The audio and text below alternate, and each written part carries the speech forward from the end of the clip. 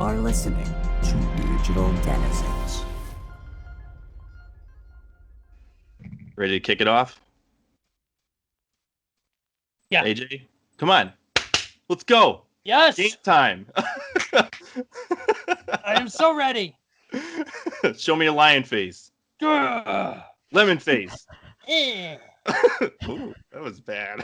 It's a lemon face. What can I say? All right.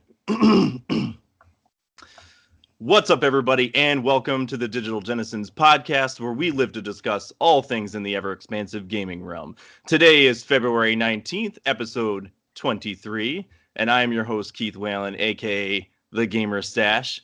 Alongside me, I am joined by AJ, a.k.a. All for Gamers. Again, I couldn't get rid of him on the last episode, so he's back. He's in the ring. Matt, a.k.a. DevotedSaintRetro. How you doing, man? Good. Good. And we got Leslie, a.k.a. Sector 7 Item Shop, the voice of reason of the group. Never. And we got an intriguing episode ahead of us today. But before we do, remember that if you guys want to write into the podcast and have us read your funny anecdotes, interesting or emotionally charged video game stories, offer up ridiculous life questions like, what is a Mako? Well, it depends if we're talking about Mass Effect or Final Fantasy VII. Write in and let us know, guys. But if you just want to share with us what you're currently playing, we'd be thrilled to share your thoughts with the rest of the listeners.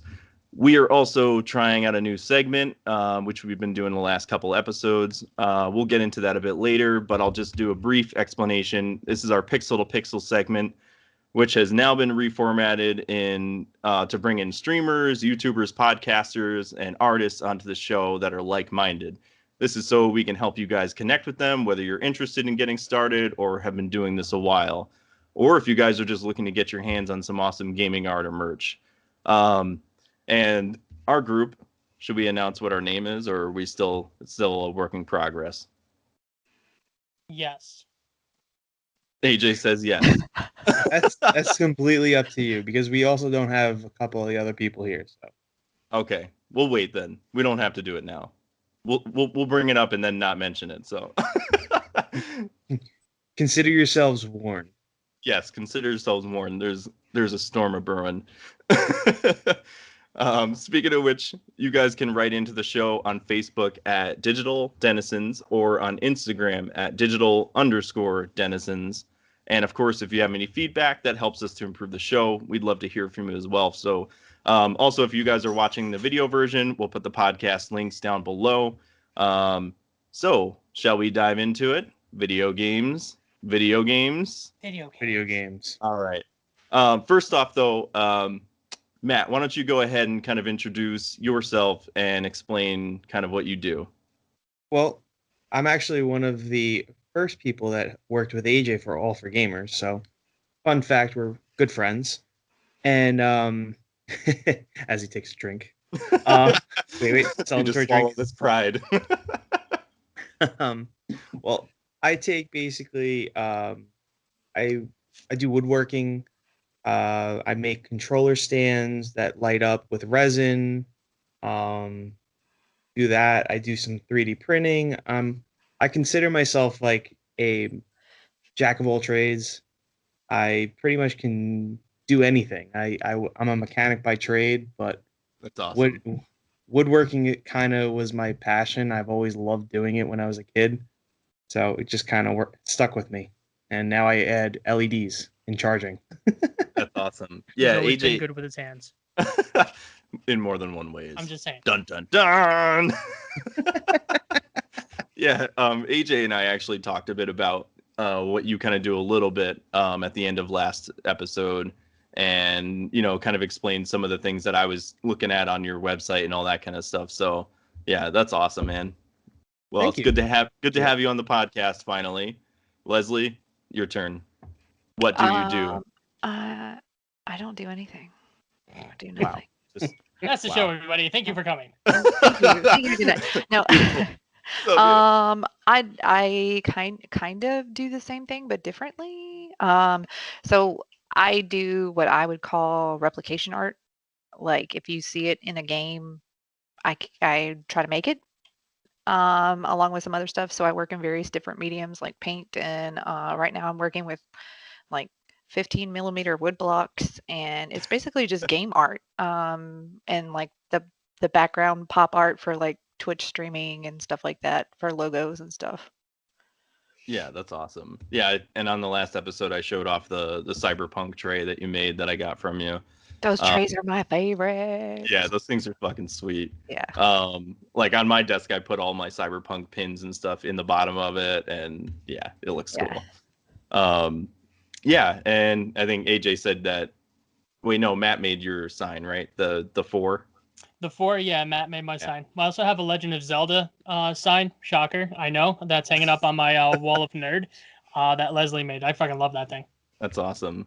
Yeah. Hell yeah. And I think if you guys are watching the video episode behind Leslie, you made that clock too, didn't you? Yeah, so this is a 3.5 foot to 5.5 foot diameter span clock. So it can go pretty much the whole wall. These guys are fucking talented. I didn't even realize that was a clock behind you. Yeah, I replaced the batteries, but it's still 6:45 forever. I mean, hey, listen, a broken clock is right twice a day. So. I wonder, Leslie may have just created time travel by accident. Mm-hmm. Yeah. I did say she was from the future. This is how it fucking happens. I did. I can also be from the past. What? This is fucking crazy. Mind blown. You're the devil. All right. And AJ, we talked about what you do, but you want to kind of give a recap just in case people haven't watched previous episodes. I am the annoying guy that nobody can shut up. That's why we picked him Factual. for PR. If there's anything that I'm good at, it's talking, and that's probably about it, which is why I'm all right at selling. So I own and run All for Gamers. Do a few different things. We have an online shop. I'm not nearly as talented as Matt or Leslie to actually work with my hands. Again, that's why I'm a better talker.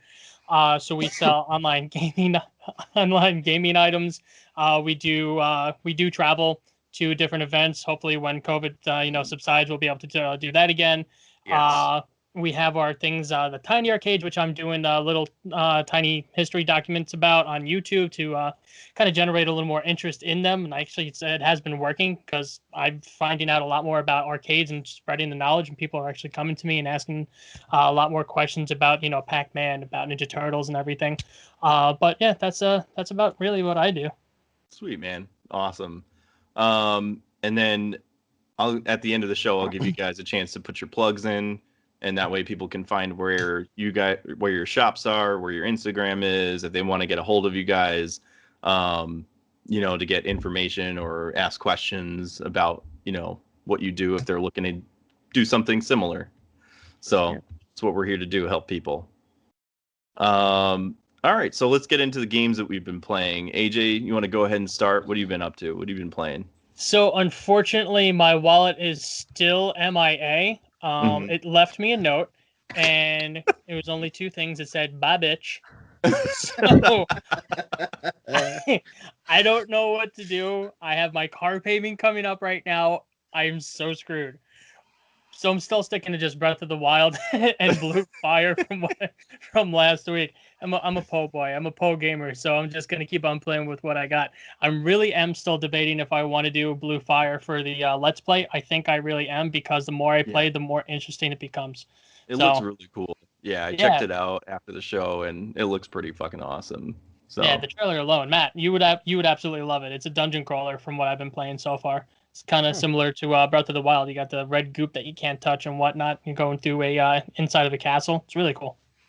Nice. But other than that, I do want to eventually pick up Bowser's Fury. Be amongst the popular cool kids. But alas, until my wallet comes back to me one day, I can't buy it. I'm sorry about that, AJ. It's okay. We all pray for you, my young child. Matt, what have you been playing? I'm actually doing currently.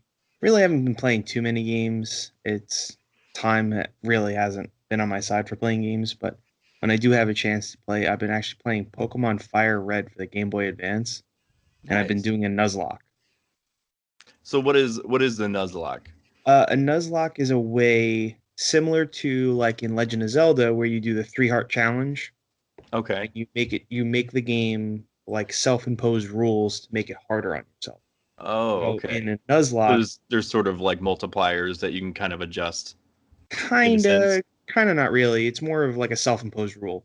So for Okay. Pokemon, a Nuzlocke, basically what you do is every Pokemon you get, you have to name so you can create more of an attachment to the Pokemon. And if it faints, it dies. So you cannot use that Pokemon anymore. Oh, wow. And every route you go, whatever Pokemon first shows up is the only one you can catch. So, if, say you route 1, you go there and you see a Rattata, you have to catch that, and you have to use that in your party, and you have to name it like Remy from like Ratatouille. I can't. But that I've been doing that, and I just started Pokemon Sword doing the same thing. And these are on the Switch, correct? No, I'm actually using Fire Red I'm using the Game Boy Micro. Oh, that's cool. So Nice. it's Some good something old simple. Yeah, retro. GBA. Oh, that's cool. Actually, funny story about this particular system. I worked at a GameStop, and a lady came in and she wanted to sell this and trade it in, and we were like, "Oh, we can't take it back because it doesn't have a charger."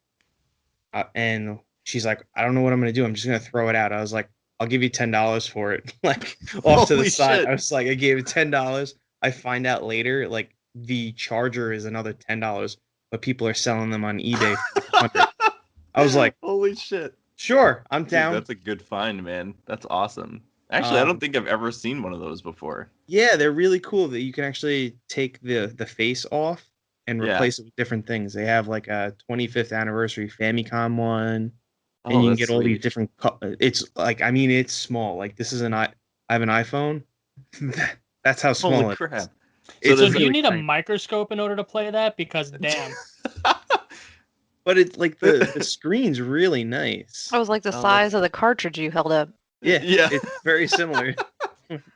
It's So that insane. essentially that plays Game Boy Advance games, you It's said? just that's all it plays is Game Boy Advance games. Wow. That's pretty cool though. That's Yeah. awesome, man. Um That's Leslie, how what do I you went blind. that's Yeah. what have you been playing, Leslie? Well, now that I'm done with the Texas ice capades, Mm. um, I have been playing Super Mario World 3D and Bowser's Fury. Oh, nice. Yeah, like Please nonstop. tell. Is it good? It's really good. I never played the original one. Okay. I I don't know. I mean, I wasn't in. It was on Wii U, right? I think it was on Wii U. Yeah. If I'm It not first came out mistaken. on the Wii U. The Wii U sales just so not too many people played it. Yeah, that's Yeah. when I worked at Hastings, and everybody was like, "Ooh, PS Vita, Wii U." Ooh." So I didn't play the original one because we don't have a Wii U. But it's really fun. My 15-year-old is like obsessed with cats, and once I told her that basically you're Mario dressed up like a cat, she was like, "Let me have it." I heard there's Um, there's a big like cat theme in that game. oh yeah, especially like with Bowser's Fury. So Bowser's Fury is more of an open world concept, Yeah. and I was looking at like the hours of gameplay, like how many hours of gameplay Bowser's Fury has. And I swear it said like 3 to 6 hours, and I was like, "There's no fucking way it's Really? that short." No, it's not. There's no way. Either that or I Yeah. really, really suck. I Which heard is totally fine. that yeah, like basically with like Bowser's Fury, he kind of like comes in intermittently. You're always fighting him. How is it playing? Have you played with your kids like co-op and stuff? I have not played with them co-op just because I don't have the patience for it. Well, I was gonna say because I've heard it's like extremely frustrating to play co-op because like you lose track of everybody on screen, and just to keep everybody on screen is just like a task. Yeah, I don't doubt it. The both of my girls were playing, so they're 12 and 15. They were playing today on co-op on regular 3D World, the Mhm. actual game. Um, And normally you think girls of that age would be like, oh my God, stop. And I was actually just telling my husband, I was like, I was really surprised because they were like getting along really well with it until one of them like killed them both completely by trying to jump off a waterfall with Plessy, but that's okay. I mean, my brothers used to tell me if you jump off a cliff, it gives you health, and I believed them until, the third or fourth time. That was like last year. Just kidding. Yeah. But yeah, it's really fun. I That's gravitate towards Nintendo and I mean obviously it shows in my artwork, but Mhm. I don't know, easy games. I can't get into FPS or like Assassin's Creed or anything overly complicated or overly involved like Skyrim or I was in WoW, but we can't do that anymore. Get way too competitive. It's too time consuming, too detailed, too Or much. like rage quitting. Yeah. Yeah. She turns to drinking like straight gin and just turns into him. Give me the bottle. Just leave it. Ah! So Leslie's not going to be 360 Leslie smash. No. You don't want to see her when she's angry. I'm an easy kill though, so like when we co-op like group play or whatever, you can just go straight after me and I'll be like, oh, whatever. Yeah, just be fine. prepared for her to be knocking on your back door. She's like, "Hey, bitch, you remember me?"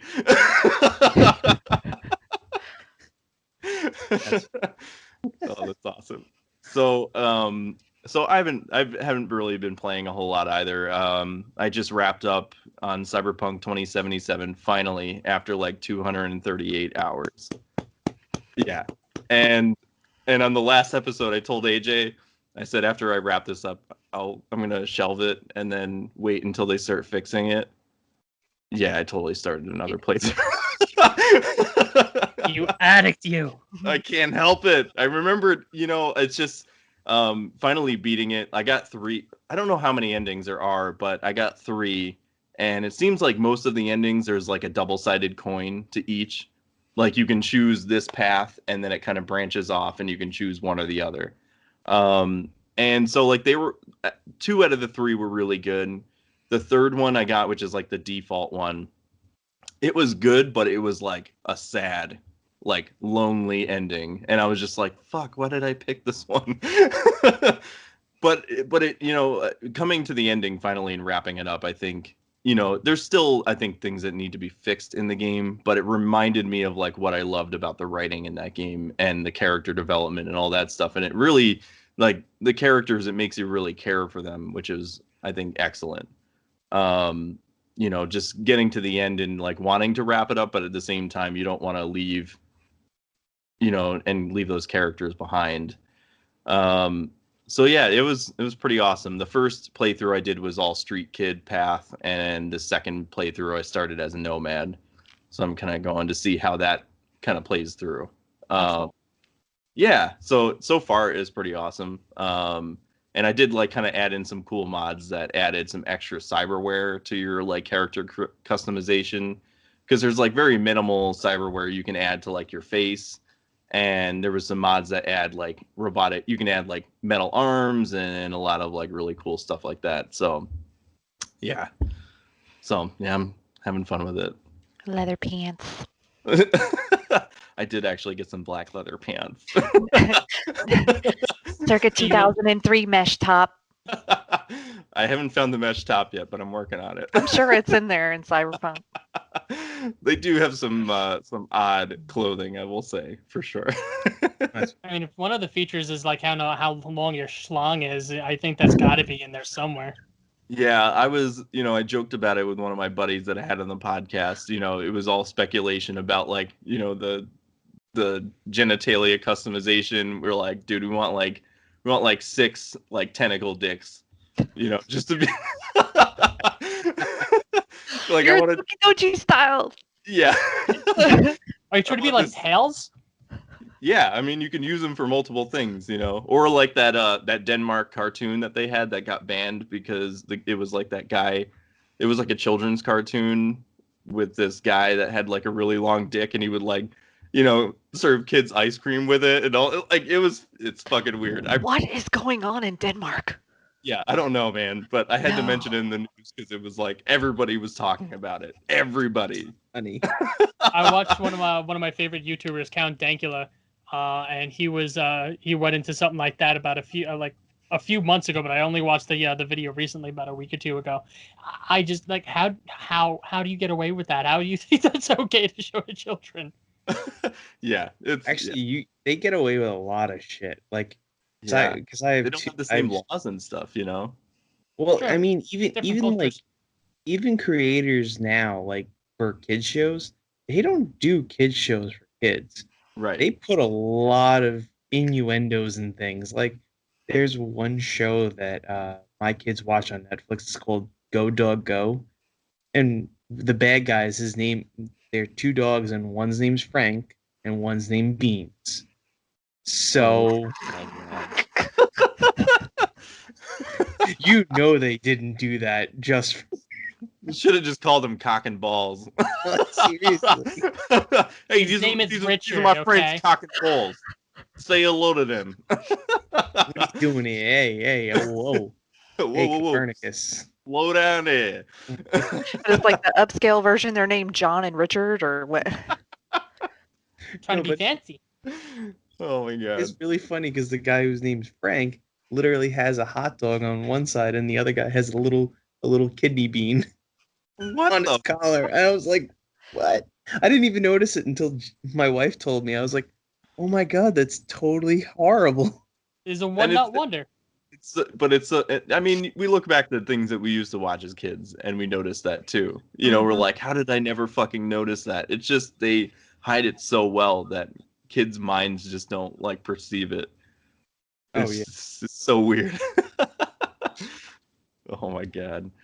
All right, so let's move into the news section. Yes, please.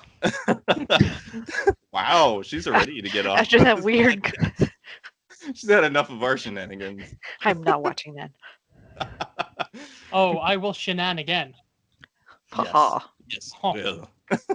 Oh, baguette. What? God. So I think the biggest piece of news that we're gonna go over here is the Nintendo Direct on February 17th. I mean, this is pretty big considering this is probably Matt. Didn't you say this is the first since like September of last year? Yeah, this last direct that was on, what day was it? Shit, I can't remember. It was only a couple days ago.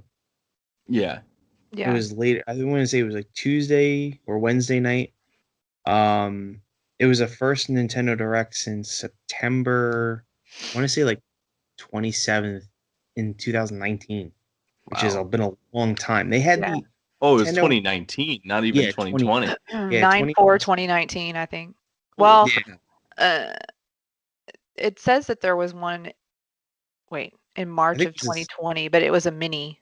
Yeah, they had Yeah. a They had lot a lot of of partner mini directs and directs, minis. but the mini Yeah. directs were more geared towards like the indie titles or like Smash one characters and stuff. Yeah, like Yeah. Smash character.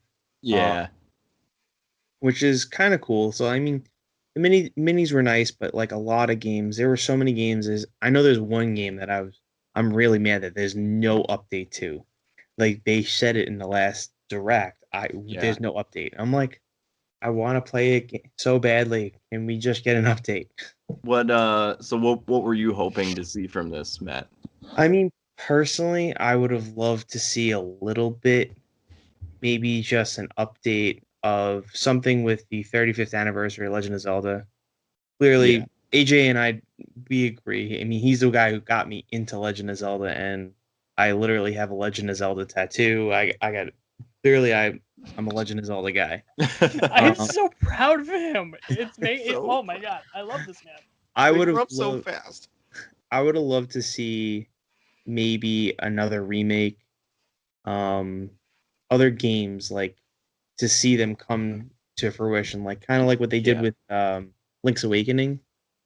I want to see them do with probably my favorite Legend of Zelda. I would have loved to see them do Minish Cap as a remake.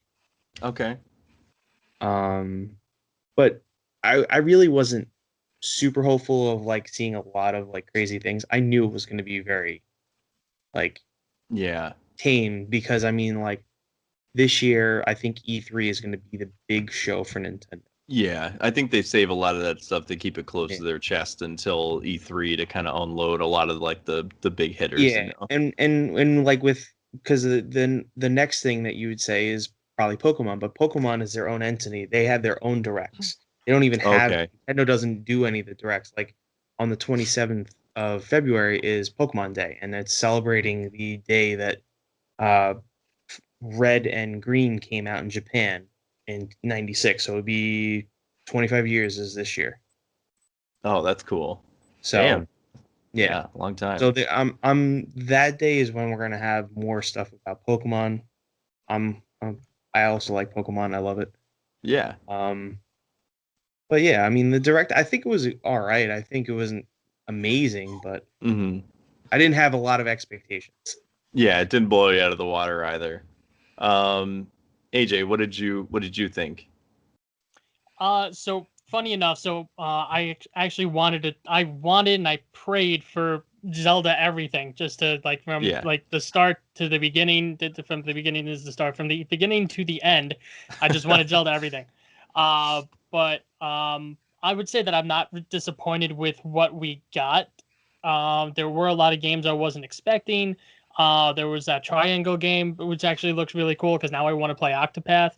I put Yeah, up that was actually cool. some predictions on the allforgamers.com site like the day before, well, actually about 12 hours beforehand. Yeah. So I yeah. was I tossed out some joke ones. I put in like the next Mario game, which I actually was kind of hoping for because you would think that if this is going to be Mario's this is Mario's 35th year, so why not actually come up with the next sequel to Odyssey? But that didn't come. I was thinking also Star Fox. That didn't Oh come yeah. to fruition. We haven't so had a that good would Star have Fox or Fox game in a Metroid are while. two series that a lot of people have been like asking for. Like they're yeah. Yeah. people are pissed about. Yeah. Oh Star God, Fox. it's so divided right now. But Yeah. without a doubt, I mean, I would say that that's. I think more people probably more mad about Metroid only Mhm. because they keep on bringing it. Well, they brought it up a lot, but they haven't brought it up anytime soon, and it should have been done by now. But what was it, Matt? They canceled it two years ago or 3 years ago, and then So they restarted announced. I everything. think it was I wanna last say year they actually. announced Wasn't it it? Yeah. 3 years ago that Yep. Metroid Prime 4 was coming to the Switch. Yep. Then last year, right before COVID hit, they announced that Metroid 4, the team that was originally making it, they actually nixed the team, and then Yeah. Nintendo didn't like the direction they were going into, and then they gave it to a completely other studio. Yeah. So only about a year in, which Yeah. for a AAA title, especially Nintendo, especially Probably not going to see Metroid, it for another you're 3 or 4 probably years. not going to see Easily. it at least for another year. I think they announce and show Yeah. some sort of trailer at E3, and then we'll see it probably holiday of 2022. You think so? Oh yeah, I think so. Okay. They could Well, reuse I mean, some of that- the assets from the other company, so that could help them speed things Well, along. they didn't like the Yeah. direction, so They didn't what- like any of it. Yeah. Really, nothing. Yeah. So they scrapped. they literally everything. scrapped the project. They were like halfway done. They scrapped the project and Yeah. said, That's "No, a- we're going a It's a completely damn different." shame. See, I would, if they're gonna do that, I would have hoped that they would have at least been like working on an HD trilogy from the ones that were on the Wii. I don't know if they had them on Wii U, but I know they did like an HD trilogy on the Wii, I think at one point, and like They it would have had been cool. They had Metroid 3 and Prime 2. I think were on GameCube. Yes, yeah, but I think they brought like the HD trilogy after that to the Wii. And I think like the first one, like the controls weren't very good on the GameCube. They were And terrible. yeah, and like the game looked awesome. I wanted to play it so bad, and we got it, and I was like, I can't even fucking play this. This is so complicated. And so I You had think to when they use the came, C-stick. yeah, yeah, that was the only thing I didn't like about like first-person shooters on the GameCube. But I think when they came out with it on the Wii, they like revamped a lot of the controls and stuff for all of them. So like that was a little bit disappointing to see that, like, and maybe that's something they're holding on to for E3 as well. Yeah, Maybe like, they are working on it. They we were usually, talking about a couple of days ago. We were thinking if they do announce like a Metroid, like the 4 with the trailer, maybe they'll have a collection to wet everybody's whistle holiday of this year. yeah. Metroid Prime, like an HD collection. That would be cool. Yeah, and I mean, it seems like, kind of going through this Nintendo Direct, it seems like this is kind of the direction that they're going. Like Leslie posed a really good question in our, when we were kind of chatting back and forth, like, if it wasn't for the pandemic, like, would we have been in the same situation with Nintendo kind of popping out remasters, remakes, or, kind of ports and things like that? Which does pose an interesting question. Like, I don't know if we would have seen a lot of this stuff. I mean, I think we would have the same amount. I think it would have been we would have known about them faster. So Mhm. like I would definitely say if the pandemic didn't hit, we would have heard Skyward Sword as an HD remake this past Yeah, holiday cycle. A that's lot of true. these would have been Yeah. pushed up. I think that's why a lot of these other games and a lot of like even you can even say Cyberpunk too. I mean, Yeah. Oh yeah, for sure. I personally think it should have probably been pushed back even more, but Mhm. everybody wanted it because they pushed it back so much more. Well, I think they Yeah. pushed it back because they couldn't figure out how to work within the confines of this pandemic, and they kept Exactly. using it as the excuse. You know what I'm saying? Mhm. Like there are certain things that you can and can't do, inside of an office, like development wise and graphically, and those Yeah. computers can probably do amazing things for you where yours can't do that at home. But they just really fucked it up. Like, Well, it's not. They didn't fuck it up. I think it was more. It was a fuck up on the older consoles because the new consoles came out and it was running fine. And on PC, I don't know if it was that broken. it I was definitely fine know. on PC for Yeah, like Stadia and yeah, Yeah. it was fine. yeah. Mhm. But for the Xbox One and the PS4, it was pretty broken. Yeah. Yeah. I have AJ no You idea can what even you're talking about. I No, think it, listen, AJ, still it your worked Franken beans. fine. Listen, you're the cars just exception, not the flying out rule. of everywhere.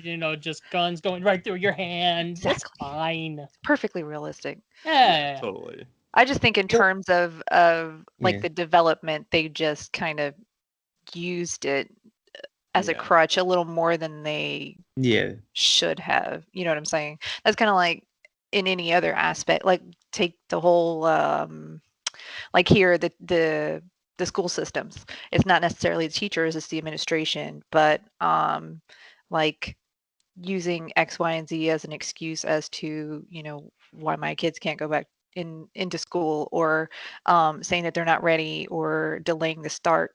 Well, you could have brought your teachers in a month before school started and briefed them. You had this time, but instead they bring them in a week before school starts and yeah. briefed them. It's about preparation and like foresight and innovation at this point, and some people Mhm. just can't break, out of that box, I guess. Yeah. Yeah. Yeah. Well, I think, we all know in the pandemic, it's kind of fucked up everything. So it's just kind of the nature of things. But Leslie, what were you kind of hoping for from this? I know you're kind of going in blind to this Electricity.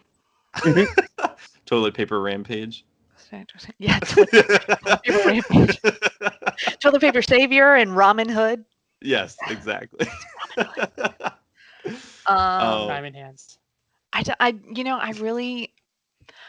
don't watch things like E3 and Mhm. Nintendo Directs and stuff like that unless I know that there's something for sure coming that I'm interested in. Mhm. The only thing that like really piqued my interest was Saga Frontier, the remaster of the Saga Frontier. That looked awesome. Yeah, which is it's ironically part of the Final Fantasy series, Oh, but that's right. not. I remember Yeah, you were telling me about that. Yeah. Yeah, so it started off as part of the Final Fantasy Legend series. But the Saga series is really good as well, like Romancing Saga and Saga Frontier 2. They're pretty good. There was another one, Bravely Default, I Yeah. believe, and then the Triangle game Yeah, the that AJ triangle was game talking about. is really cool. Yeah, Yeah. working title. I don't know. I like it as a work. Well, that's what they did. They should just call it Project Triangle Strategy Working Title. Well, that's Yeah. what they did. Terrible. That's what they did with Octopath. I think it was like Project Octo, Mhm. I think it was something like that. and they alluded to it 2 years before it actually came out. Mhm. And in that same, because I think that art style is one of my favorite art styles It of looks any super, video game, yeah. because that 2D 16-bit that makes it 3D is just, I don't know why, it's just so pops. damn cool to me.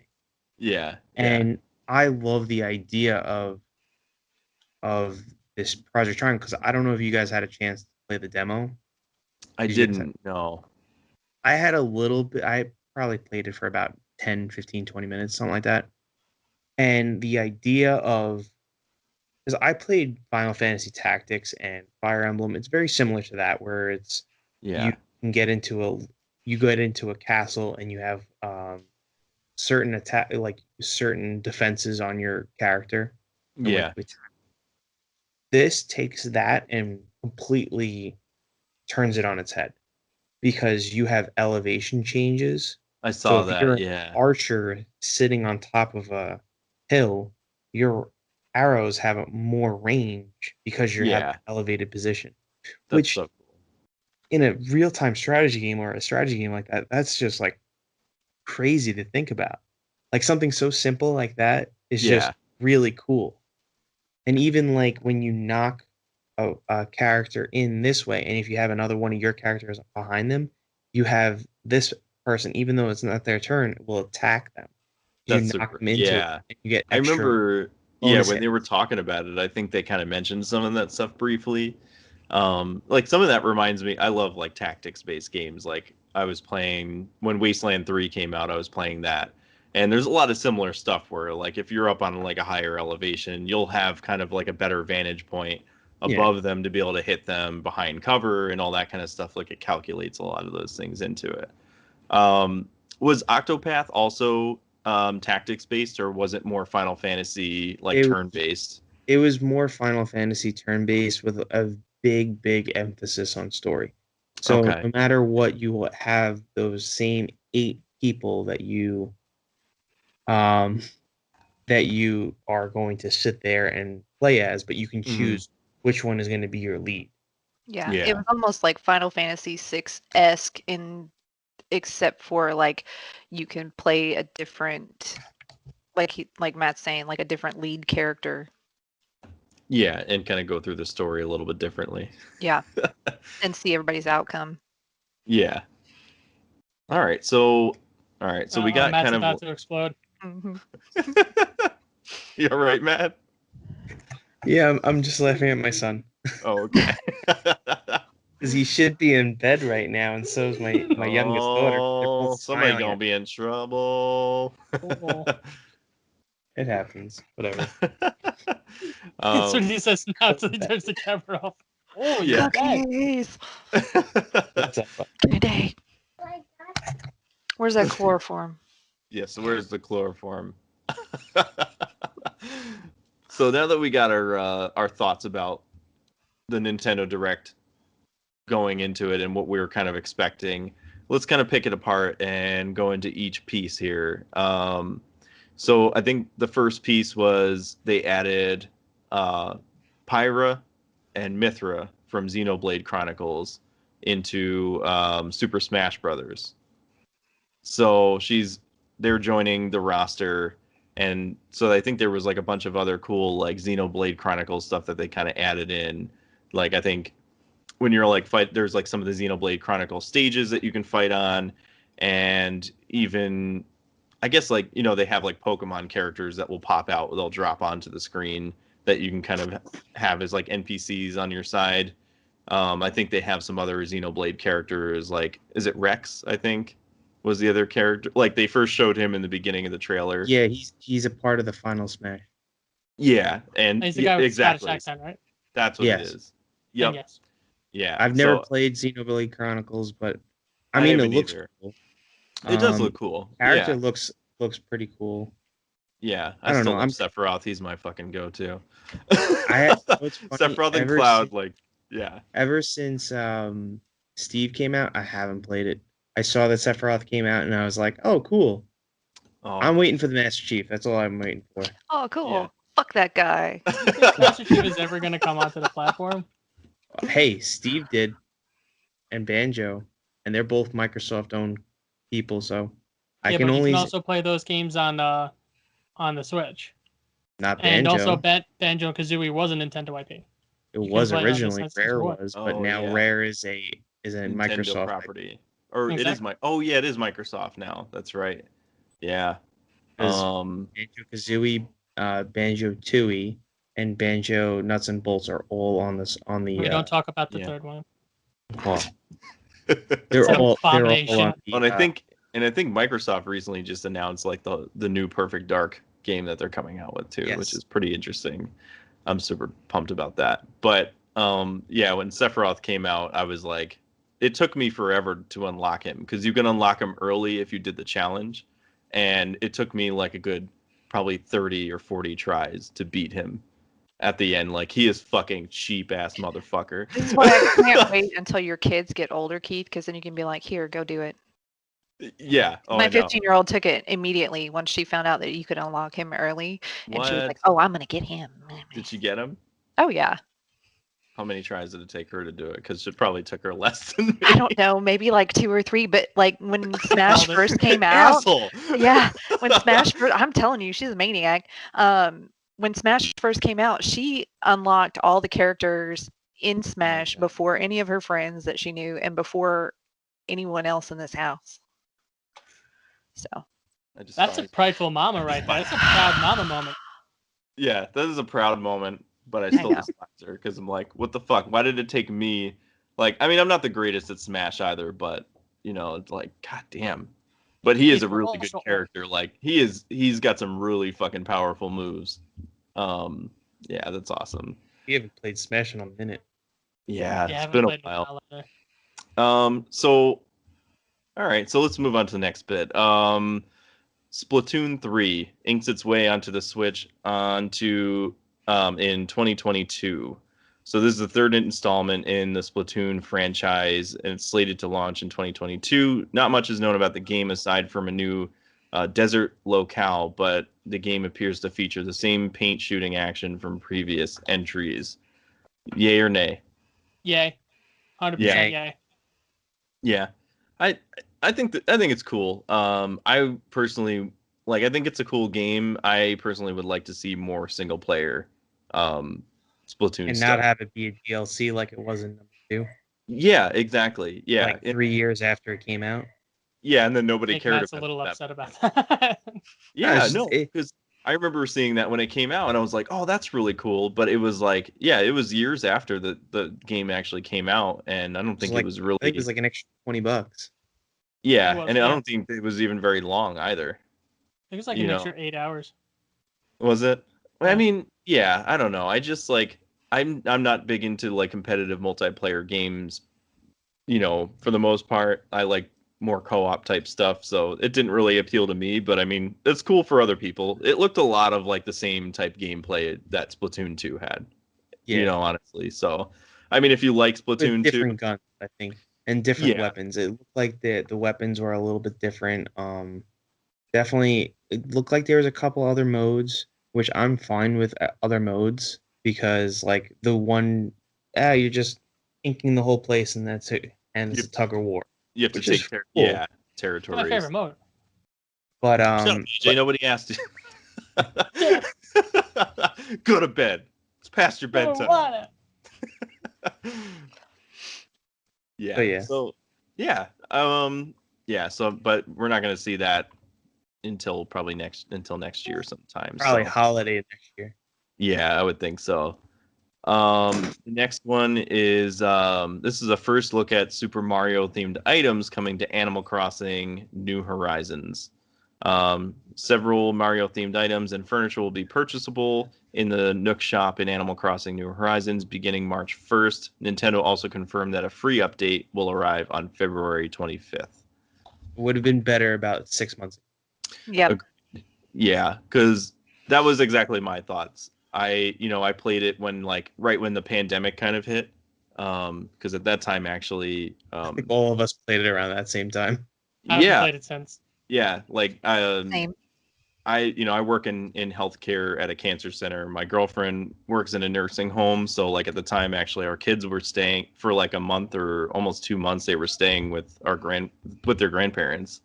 So like we're like, okay, we can't see you. We're just voice chatting with you guys or video chatting with you guys, and we need something to be able to play. And they were really pumped about Animal Crossing. So we're like, okay, this is a good game for us to play.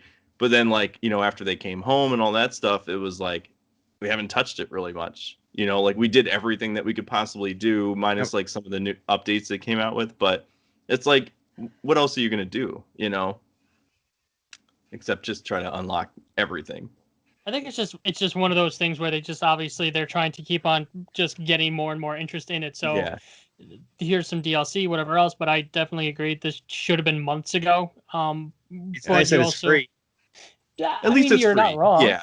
You're definitely Right. not wrong. But I mean, also Animal Crossing, we're not their target audience, so it makes Mhm. sense for us to be like, okay, who cares? That is definitely, even though people say like Nintendo in general is more for kids, but we know Yeah. otherwise. But Animal Crossing itself, we're not their target. Our target audience, those are the kids. Yeah, and I think there's still like a ton of people out there that still play Animal Crossing. I think, Yeah. this is just our opinion or whatever, which, Oh, I don't fault anybody who loves playing Animal Crossing, whether you're like 5 Yeah. or 500. Who cares? it's Play definitely what you love. it's definitely relaxing. And I mean, Yeah. this is cool for people who haven't actually played Animal Crossing at all. If you're coming fresh into it and you're just like, oh shit, there's all this you have a ton of content in there for people Yeah. who are coming into it fresh. So that's really cool. But I would agree. Yeah, for us who have already played it, been there, done that, it's like, why we're gonna go back just for this? I have to probably do a lot of weeding because I haven't played in so long. It's like it's gonna be covered Yeah. in weeds again. It's like it's just I I don't want know. to go there to I then think have my to do kids yard have played work. mine more than I have. Yeah, I know. Yeah. One of my kids went into my game and they're like, "You got cockroaches everywhere," and I was just like, "Sorry, I don't really care anymore. Let the cockroaches eat my character. It's fine." I think even if they had released these pieces closer to the 35th anniversary of the Mario release stuff, it would have been a little bit better. Even when they announced that they were doing the 35 Mhm. year anniversary, Something that would have made a I little think more that was sense. like This in is just so August. random. Yeah, it Um, would have been something to coincide with that. Yeah. I Like think that's now, good. what they should be doing is they should be adding Pokemon stuff because Uh-huh. that's the Pokemon or Legend of Zelda, one of the two. Yeah. But And I No, wonder- they're gonna do that next year. Yeah, yeah. They're I gonna mean, do it it's still 5 really days. cute, but like Yeah. I haven't touched it in months. My girls have played it, but not a lot recently, so I don't know. It's very random. It Yeah. is, yeah. And I wonder if some of this stuff got pushed because of the pandemic and stuff. Maybe they Yeah. had planned it for around the same time as the 35th anniversary stuff, and then they were just Yeah. like, well, it's just not going to happen that way. So Yeah, unfortunately, stuff we can release. yeah, I really want to say it, and I hate saying it, but I think unfortunately Mario is losing his luster. Yeah. yeah, Blasphemy. I think the two franchises that are going to carry Nintendo into the future, because there's so much more potential for more things yeah, and to branch out from Nintendo, is definitely probably, I know ages and I hate saying it, but Pokemon, because I Mhm. mean Pokemon is on literally everything. They yeah. have a TV show, they have cards. The cards are going crazy right now.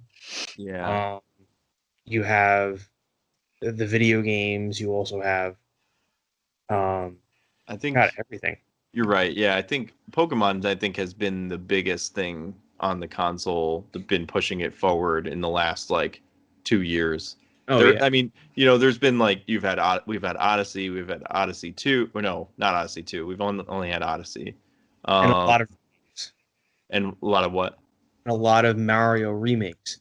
So you have the Yes. Mario Yeah. 3D All Stars, which I personally I think is awesome because it's got Sunshine, 64, and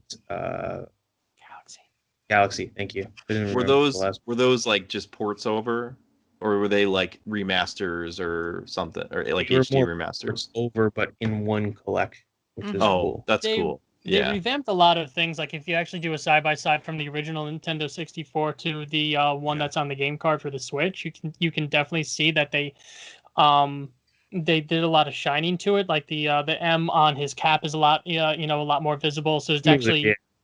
what's that? Smoother. It Smoother. definitely looks a little bit more refined. I A little mean, clearer. also, Yeah. also Nintendo, if you really think about it, the 64 Mario 64, it was a launch title for the DS. So I mean, Oh yeah. it would That's right. take that much more to smooth it out a little bit to put it on the Switch. You're also Yeah. talking about a franchise. Mario is a franchise that's what 10 years older than Pokemon. So you're talking about the major consumer for Mario grew up with Mario. Mhm. Like we were kids when Mario Yeah. first came out. Well, I mean, I was. Y'all I was a probably- baby. You probably weren't even born. Came out in So, '86, so I came out of the womb. um, I was born but in '89, so you know, so like the major consumer for Pokemon is at best what 25 to 35, and that's like the sweet spot for consumerism right now. So Yeah. there's mean- still a lot more growth right there. yeah. I mean, Mhm. it's really funny. Like you have like my kids are super excited about Pokemon. When they see a Pokemon, they're like, "I know that one. That's Pikachu, and that's Eevee." Like they get all excited about it, and Yeah. I was like, "Hey!" And they get excited for like because they have the Pokemon cards from the from McDonald's. Where They're did so you excited. pull that from? Huh? Where did you pull that from? eBay, I- $600. Oh, We just had- like we had Maxwell comes out with McDonald's this we had thing, by the McDonald's for way. dinner. Sorry, He it's had it the on table. reserve because he was going to talk about it. But it's cool. Like my kids got so excited about seeing a Pokemon card, and they're like, "Daddy, it's like the cards that you want to collect." I was like, "Yeah, it's really cool." And they open up, and I'm like, "I got a shiny one," which is like a little holographic. Yeah, They're like, that's "I awesome. got a shiny one."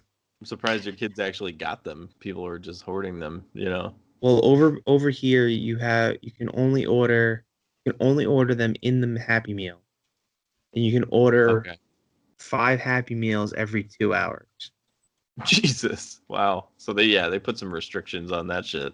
Definitely not here. Yeah. People I go will in. take I 50 wish Happy I could Meals go right over now.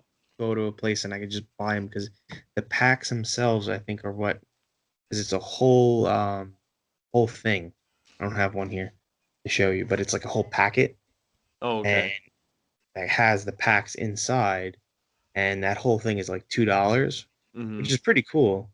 Yeah, that's not bad. It's like a little activity book, and like one of them has like a little deck box that you can put all of the stuff into. One has like a little thing where you can put the card into it to look like a picture frame. Stuff like that is really cool, and you can buy them for $2. But here you can't, not in New York. Yeah. Damn. New York sucks. Trust me, Leslie. If I could move to anywhere, I would.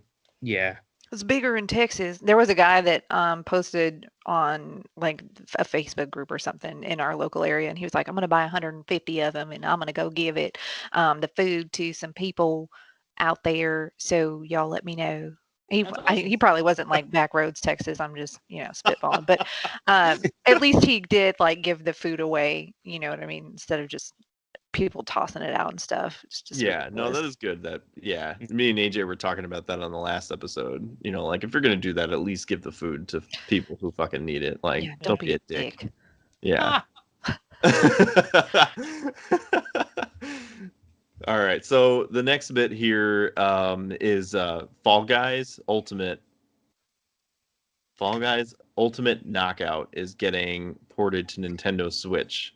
and What's that? and they announced the Xbox also the same day. Oh, that's right. Yeah. Yep. So it says Mediatronic's goofy platformer battle royale title Fall Guys Ultimate Knockout will receive a Nintendo Switch port. No release date was announced, but the game is targeted for summer launch window. So this is cool. I see a lot of people streaming this game. You know, like I mean, I guess anybody can play it. I don't know. I It's don't have fun. much to say I've about it. It looks It's fun. cool. You know. Yeah. I've played it because it came out on. It was a free game on the PlayStation when it first came out, PS4. Mhm. It's a fun game. I mean, it's definitely after playing like 3 games and you get the same 3 mini games, you're like, all right, I'm kind of We over done. this. Mm-hmm. Yeah. So it's only so much you can play as an Ex- adult, but a kid, you'd probably have a lot more fun with it. Yes. Yeah. All right, cool. So anything else we need to say about that? Case closed. All right.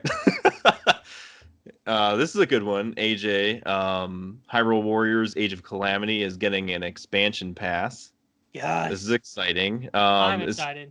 Yeah, it includes 2 waves of content, with the first one launching in this June and another coming sometime in November. Costs $20. Pre-orders are available now. Go, AJ, right now. Go. Go. I'm out. This is cool. What do you think this is gonna entail, AJ? I mean, you've played more of this, I think, than any of us. So they were kind of brief about it. I wasn't really paying too much attention to it because I was working on something else. So my ADD was actually like in Wow. full flames. Like I know it's absolutely terrible. This But whole podcast is resting on your shoulders, and this is what you fucking give me. I failed you. But I mean the Hyrule Warriors game as it is right now is actually really cool because it does go back into the epic fight preceding the events of Breath of the Wild. So I would assume that I mean I'm still gonna get it because it's Legend of Zelda, but Hyrule Warriors to me kind of lost its luster, to take your phrase, Matt. Only because of just like how you know the internet, you can't keep a secret for more than 2 seconds.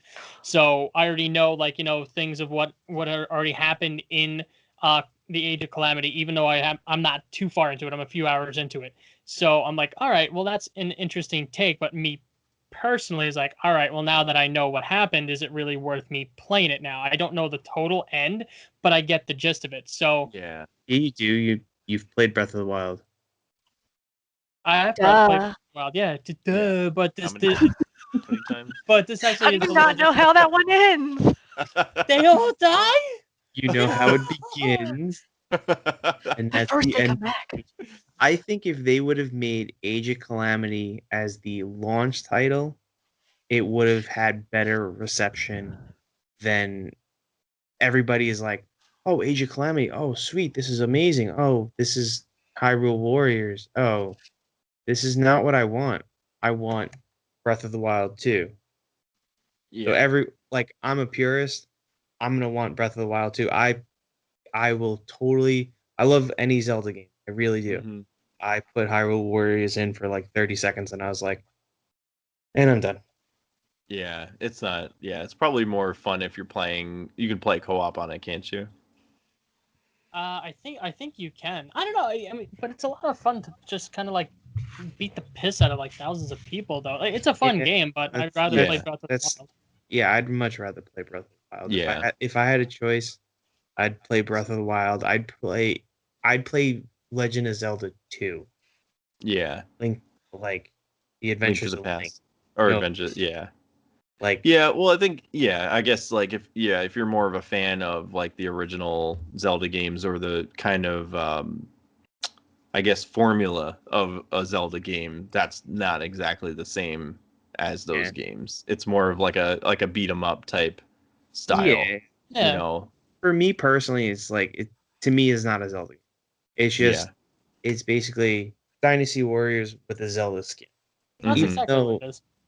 Even though like this one is supposed to show has all the same voice actors, all this, and I'm like, Mhm. I'll look at on YouTube for the half hour, 45 minutes of the full story, and I'll figure it out. I mean, Yeah. you know how it ends. It's probably not super story driven, I don't think, right? And the story driven, no, but it does. It has a pretty good story, just like in general. Mhm. But it's not anything like where I don't know. It's because if you're trying to mix like a good storyline, in my opinion, you're trying to mix a good storyline with, again, like a Warriors game. It's just kind of when your only objective is to literally beat the ever living hell out of like tens of thousands of people. It doesn't really give you that sense of kind of like an adventure, which is Zelda game. I would agree with Matt, is supposed to be. It's supposed to be an adventure. It's not supposed to. Even a war, right? A war could be like an adventure, right? If you go from here to here, but you have to hike up a trail and then you beat like a big group of people, right? Not literally tens of thousands of freaking enemies coming at you consistently, and you to go to this point to beat tens of thousands. Again, it like me, I enjoyed it when I was playing it, but I dropped it a little bit so I can go back to Breath of the Wild. Now I'm just like, I don't even know if I want to go back. I'm probably just going to go back just so I can say I beat it. But I'm having too much fun playing Breath of the Wild again because, like what Matt said, it's not the traditional Zelda game or even close to a formulaic to a Zelda game. So you could even say the same thing for Breath of the Wild. It's not your true formula, but it's an evolution of what the formula can do.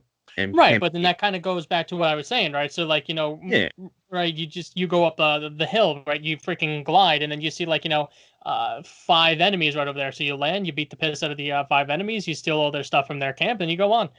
And you don't have to worry about like thousands of other freaking like animals, unless it's a challenge, which obviously there's nothing like that in Breath of the Wild. But still, I don't know. I would say it's a good game to play, but what? What's that, Leslie? Is that what you're supposed to do in Breath of the Wild? Actually beat things up, not just collect sticks and.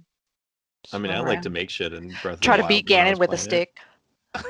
I still want to try that. I'm sure it could be done. I'm sure somebody out there. Somebody has probably tried it and or actually completed the task. Oh yeah. They show you how they did it. What's Matt? What's like a 15-minute video or something like that? Like this guy like loads up on sticks or something like that. It's crazy. Yeah, he did. He beat Breath of the Wild in like 15 minutes. It was like a speed. Wow. Pretty big. All right. So we're kind of like lukewarm on Hyrule Warriors then. No More Heroes 3 is launching on August 27th. AJ's not excited about this whatsoever. I hate that game. Tell us how you really feel, AJ. I really fucking hate liar. This is the 3rd title in the No More Heroes trilogy, and it's gonna live late August exclusively to the Nintendo Switch. Personally, I played the first one. I think that was that on the Wii? Yeah, I played the first one, and I don't know, like I liked the first game, and then watching this one, I don't know, the gameplay just looked weird to me. That's just like, I don't know, just from like what they showed, it just looked kind of strange. What do you guys think? Anyway, all right, so Jesus, wow. So that's actually the whole entire draw of it, though, right? So it's supposed to be a completely out there, outlandish kind of game. You're playing as an assassin who wants to be the top assassin, and hijinks ensue, right? So I mean, if there's games out there where you're playing like those little spacemen who have freaking disembodied arms or whatever else like that, and you got to try to find out who is actually like a killer of this space station. How is it really weird that you're seeing a guy who's self-aware of his surroundings and like the complete lunacy of it, but going around slashing and hacking people? Yeah, I mean, it's a video game. It's supposed to be freaking weird. Of course, it's supposed to be outlandish and odd and whatever else. I mean, there's Stubbs the zombie that's coming back for. I've never seen you so passionate about a game. Not even Zelda. I know. Seriously. I love Travis Touchdown. Okay. No. AJ, what kind of name is that? Travis Touchdown. He's a man who loves football. I don't know. Yeah, apparently. Him and Eli Manning probably have something going on in the back room. No, if you're gonna say anybody, it's not Eli Manning. It's Chad Ochocinco. Come on. Oh my! That's a weird fucking name. Okay? Right. I guess that probably says a lot about me. I'm not a huge football fan, so I'm a Giants fan. Remember? Gotta represent. Represent. What? I thought that was the birthmark. It's a beautiful birthmark. He was born with it. That's how big of a fan he is. All right. So I don't know. What do you think about this, Matt? No. No. Just no. Just no. Just no. This Just- is where I- he draws the I line. remember when I was working at GameStop when the first one came out, and I remember nobody coming in and buying. Except for AJ. Yeah, No, AJ. AJ never bought it, and he only bought it recently. That's why I love it so much because it's fresh in my mind. But he's always liked games that are very odd and obscure and stuff like that. Like I like whimsical, weird, stupid games like Pikmin. I Stupid. love Pikmin. Yeah, Pikmin was awesome. I It's have no stupid. opinion. I've never played it. See, I played it on the GameCube back in the day when it came out, when the Mhm. first one came out. We still have it, yeah. That's so cool. I love Yeah. I that. like Lemmings. Lemmings is great too. Lemmings is Yeah. great. I Isn't it also like like similar? I like worms too. No, Like no, the you game- save the Pikmin. You don't. Well, I mean, I guess yeah, Yeah. because you're supposed to save the lemmings, but Yeah. Yeah. And you The- get the them, like, Pikmin 80%. don't readily like Run Just off the a jump off a cliff. cliff. Yeah. They'll try And to they're fight not an the animal and smartest get eaten in the things. process, but Yeah. Yeah, but they're dumb and they wander that way. It's not like on purpose. yeah, Yeah. exactly. Yeah. Innocently dumb. Yeah, exactly. All right. Well, let's move on to the next one. Monster Hunter Rise launches March 26th. Looks like it focuses on a new story details and the monsters you'll encounter in the game. A Monster Hunter themed Nintendo Switch will also release the same day as the console. That's pretty cool. I think they did that with like the Animal Crossing. I think Mhm. they had that themed one, which is pretty cool. I haven't played any of the ones on the Switch. I did play Monster Hunter World when that came out with my brother. they are very different. They're very different. Yeah. Oh yeah. Yeah. Like I tried playing 4 or the most recent Monster Hunter on the Switch. Well, I think I and would. it's a completely different game. Like the Yeah. Monster Hunter World was to introduce everybody to Monster Hunter. Yeah. So all the different gun lances, all of that stuff was all to really introduce new players to Monster Hunter. Yeah. Like- I agree with that. Yeah. I think though the Rise. I think there's Rise, and then there's another Monster Hunter game coming to the Switch. These do look more like the Monster Hunter World sort of formula. I think the older ones were definitely different though. They're like the one that I've played. It's good. Don't get me wrong. They're fun games, but they are like if you don't understand how the monsters are, like Yeah. there's no health bar, Right.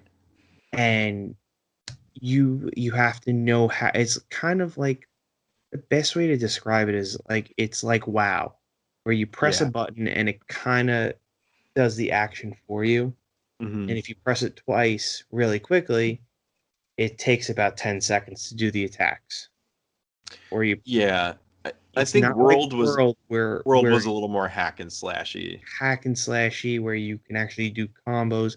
I think I used a bow and arrow and it was very fluid, very awesome. Mhm. The Switch ones are so much different. Really? oh, So yeah. You think Rise is going to be a lot different than World? I think Rise is going to be a lot different than World, but people who love Monster Hunter like these games way better because like in Japan they are the hottest selling game Yeah, they're on- huge over there. on Yeah. any console. That's pretty cool. Yeah, I remember there was like a lot of stuff in Monster Hunter World. Like it was very complicated to like get a grip on it if you never played any Monster Yeah. Hunter games previously, which I hadn't. So I was coming into it fresh, and it took a while like to get my bearings on it. Like there's so many different items, and like you're right, like the monsters, there's no health bar, so you kind of have to know the monster and like what its weaknesses are and all that kind of stuff and how to take it down. Yeah. So yeah, it was And kind of know the cool. weak points and know all that stuff. And for me, like I'm just looking to get into a game and just have fun, play games. Right. Yeah, exactly. Yeah. I eventually stopped playing. I was just like it was too much. It's like Dark Souls to me. It is, yeah, You- it is kind You of need to similar learn that. all of the things. Like that's another reason why, like even the Jedi game that was very similar to Dark Souls. What's the name? AJ? Fallen Order. Fallen Order. Oh yeah, Jedi Yeah. Fallen. I don't know if it's similar to it because I can't play Dark Souls for shit, Well, and okay, I die in the the first reason level. It and did I have like falling some. over. It did have some similarities to Dark The Souls, but reason why I it say was slight. similarities is because you have to sit there and you have to learn the patterns of each different opponent.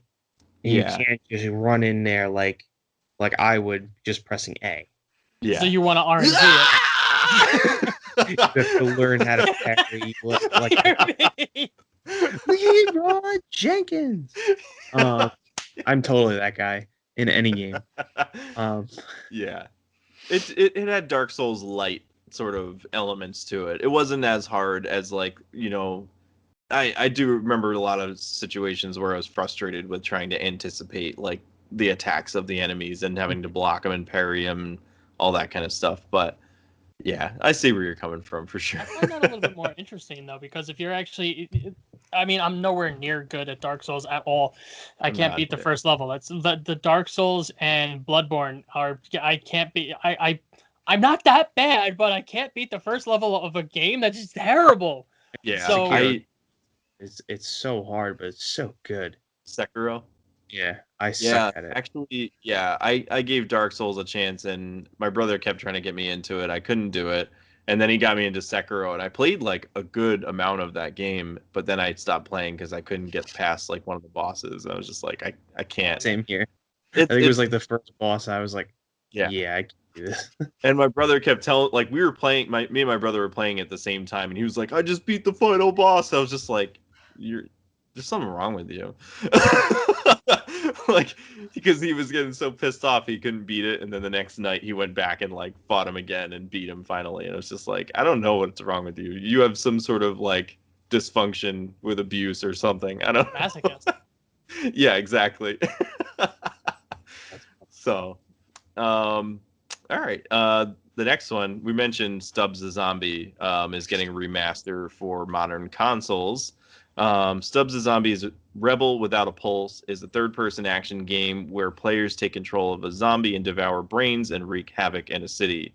This is from Espire Media, who previously remastered the Star Wars Episode 1 Racer to modern consoles and is developing the game. This comes out March 16th for PC, PS4, Switch, and Xbox One, and will be playable on PS5 and Xbox Series X/S via backwards compatibility.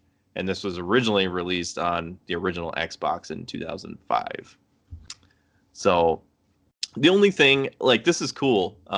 Like, I don't know that like a ton of people were like asking for this game. Like, I totally forgot this game even existed until they announced it. Yeah, I'm me not gonna too. lie. But it doesn't look like it's like a remaster. It looks like it's just like a straight up port from Xbox. Yeah, but I mean, I could see that they smoothed out a couple of the models and whatnot. It definitely looks like they did smooth it out a little bit, Yeah. but not go crazy. Yeah, they Is- didn't put a ton of time into it, it looks like. It looks like they were like, "Hey, this is a weekend project. Why don't you guys see if you can do this, and let's try and make some money from it." Hey, Yeah. Jeffrey's quarantined at home. Can you give him the Stubbs project? Yeah, Stubbs. He What doesn't is look like that? he's doing anything else. Just give it to him. It's Stubbs. fine. Oh, it's like this 15-year-old game. It's no big Yeah. deal. Just give it to You're him. gonna love it, man. It's Okay. all about it. It has There's your only It's one personality game written so all over retro. it. original Xbox that I would love for them to remake. Yeah. Which Armed one? and Dangerous. Oh I my honestly have never God. heard of this game. Holy shit. I was just talking to my brother about that like a couple weeks ago. I just bought it Oh. from like one of the local vintage game stores from around here, and it has the original Hollywood Video thing on the front. Oh wow. Oh It's my awesome. God. It's like I have one that actually never had the original artwork on it, and I bought that from GameStop years ago when they sold Xbox. But I had to buy this, and I was like, "Oh my god, this is hysterical!" I What love game is that this? game. Armed and Dangerous. It was just like this wacky game. Like I think you could do co-op and stuff, couldn't you? Yes, Yeah, and you and had it like was a these third person. You had these wacky characters, and I yeah remember crazy the ass one. like weapons and stuff. Yeah, you have a shark gun. Like you Yes. shoot sharks and they go into the ground and they blow up people. Oh my god! And the fucking mech dude. Oh yeah. It's like he would always be drinking tea because he has a tea kettle in his stomach, but he'd be drinking it. Yeah, it's just like out of this world. It was so And wild. and then it was some line, and I can't remember what it was from. It's like, and we're not the French, the French, the French. Ah! They run around. So Sounds stupid. like something out of Mighty Python. Oh, dude, yeah, it was fucking. super The wacky. game was so wacky, but so funny. yeah. It was like Conker's Bad Fur Day without all of the just harsh, violent words. Yeah. I But it would was love to see that. just as ridiculous. I would love to see them do a remaster or a remake of that game. That shit was awesome back in the day. So yeah, that'd be cool to see when this comes out. And that's not too far away. It's only a couple weeks. The next one is Neon White. It's a first-person action platformer developed by the creator of Donut County.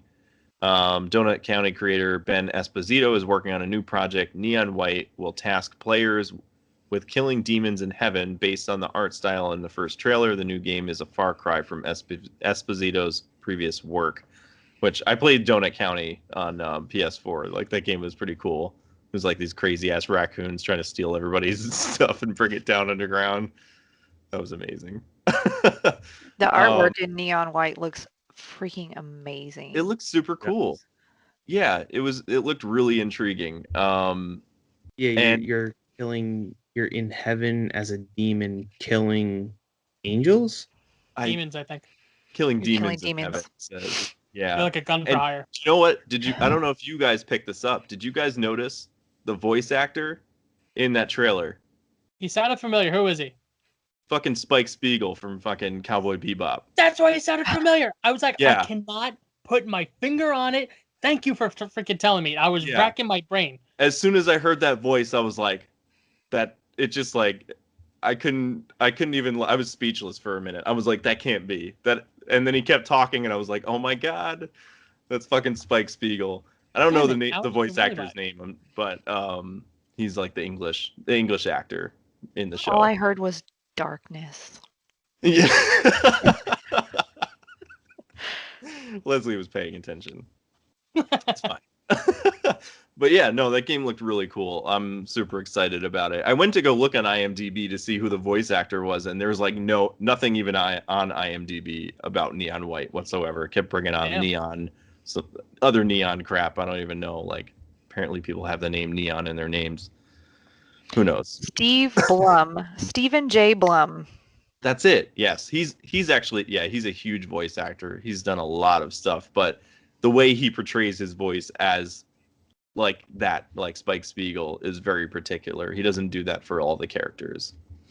So that shit's awesome. The next one, Plants vs. Zombies Battle for Neighborville Complete Edition launches March 19th on Switch.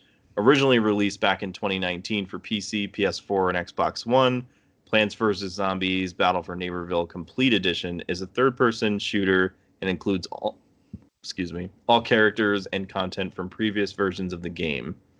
Are you guys into this stuff? Is this still a thing? Apparently. Yeah, kinda. Apparently. I like wish the it original would- Plants vs. Zombies. I was about to That say- game was really fun. That's all That's- I remember is the original. I wish they unlike could have iOS kept and it Android. as the original Plants vs. Zombies Mhm. or iOS on, like, it was 1 and 2, I think, were the two that stayed as the, like, you had to put the plots. Yeah. That Yeah, was and then they came definitely out with Garden Warfare. That's where like all this started from. Mhm. Like it's first like person a shooter. that was it's EA. I think, did it. yeah, it's kind of like this multiplayer insane shit going on. Yeah. It definitely got it definitely separated way from where it From what it originally used to started. be. Yeah, It's now it's like a Super third person Mario shooter. freaking going to Mortal Kombat. Yeah. Actually, kind of did. They got freaking Melee, so never mind. I'm gonna scratch that remark. Oh man. No fatalities. Yeah. No Sure. fatalities. Yeah. Imagine if they did. You just like grab Yoshi's neck, flat. They got sued for using the word fatalities. It's a me, Mario, bitch. This next one, we did talk about this before this. Project Triangle Strategy working title is a brand new tactical RPG by Square Enix. The game is similar art to the 2019 RPG Octopath Traveler.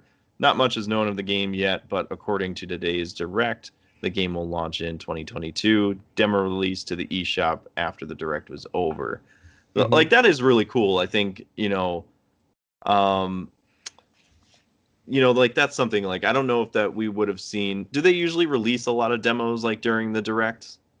It depends on which company. I know definitely Square Enix definitely does that a lot, especially with their projects like this, because what they do is they put out a trailer or like a demo, Mm-hmm. let people play it. You're like already halfway through the story or whatever. And then And you can pick then up left off. yeah, like they did the same thing with Bravely Defaulted 2. They did the same Yeah. thing with the first one. They did the I same think thing even with Octopath had that too, right? Yeah, Octopath. They've done it with the last 4 or 5 games that I think of Yeah. on the Switch. And or I think even 3DS. Final Fantasy VII Remake had the demo, and then you could pick up where you left off after you installed the game. Like, that shit was cool. Yeah, that's awesome. And again, yeah, I think we're all looking forward to this. I still need to play Octopath. All really cool games. Love that tactics shit. Okay. This next one, what the fuck is this? Star Wars Hunters. I missed Just that part of because the presentation, honestly. just was because it says quick. Star Wars doesn't mean it's going to be fucking good. I don't know what this is. Wait, they've been From the going- makers of Farmville.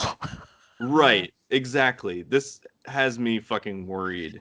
Well, It's like because, Farmville from because Facebook, EA right? lost the right. That's Star what Wars Farmville- Farmville. Yeah, you got it, AJ. Zynga. Fucking Hey. Zynga. Yay! Do you still have your Farmville account, AJ? And Words with Yeah. Friends. Oh, That's a no. The answer to that question is no, AJ. well. That's why I said no, AJ. I don't. Well, but it's crazy because I'm pretty sure EA lost the rights to Star Wars. Yeah, they no So longer have exclusivity rights. So yeah, no basically, exclusivity. Star Wars is They- being hoarded out like the Mhm. Yeah. I mean, I'm excited about that whole thing.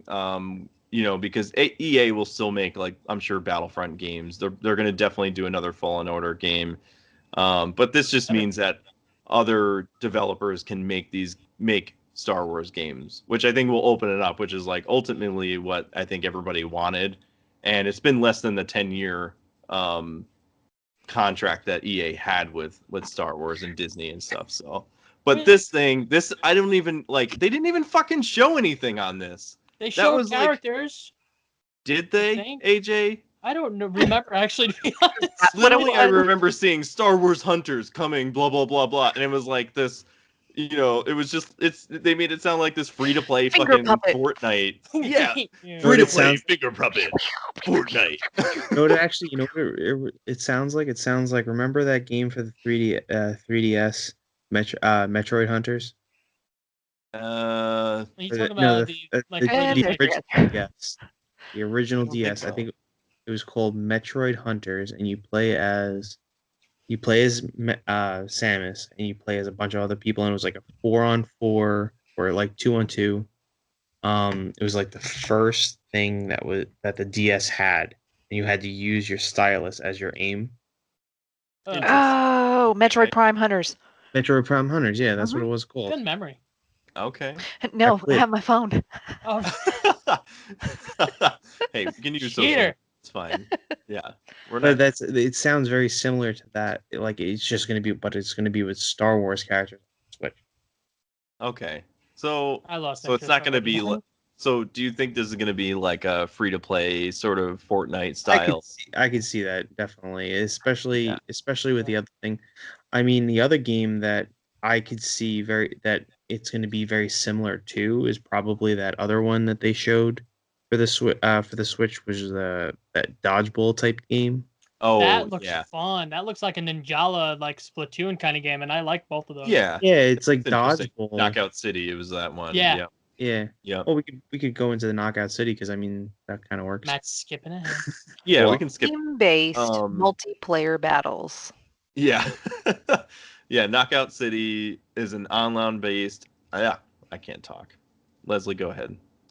No, that's what I found on Hunters.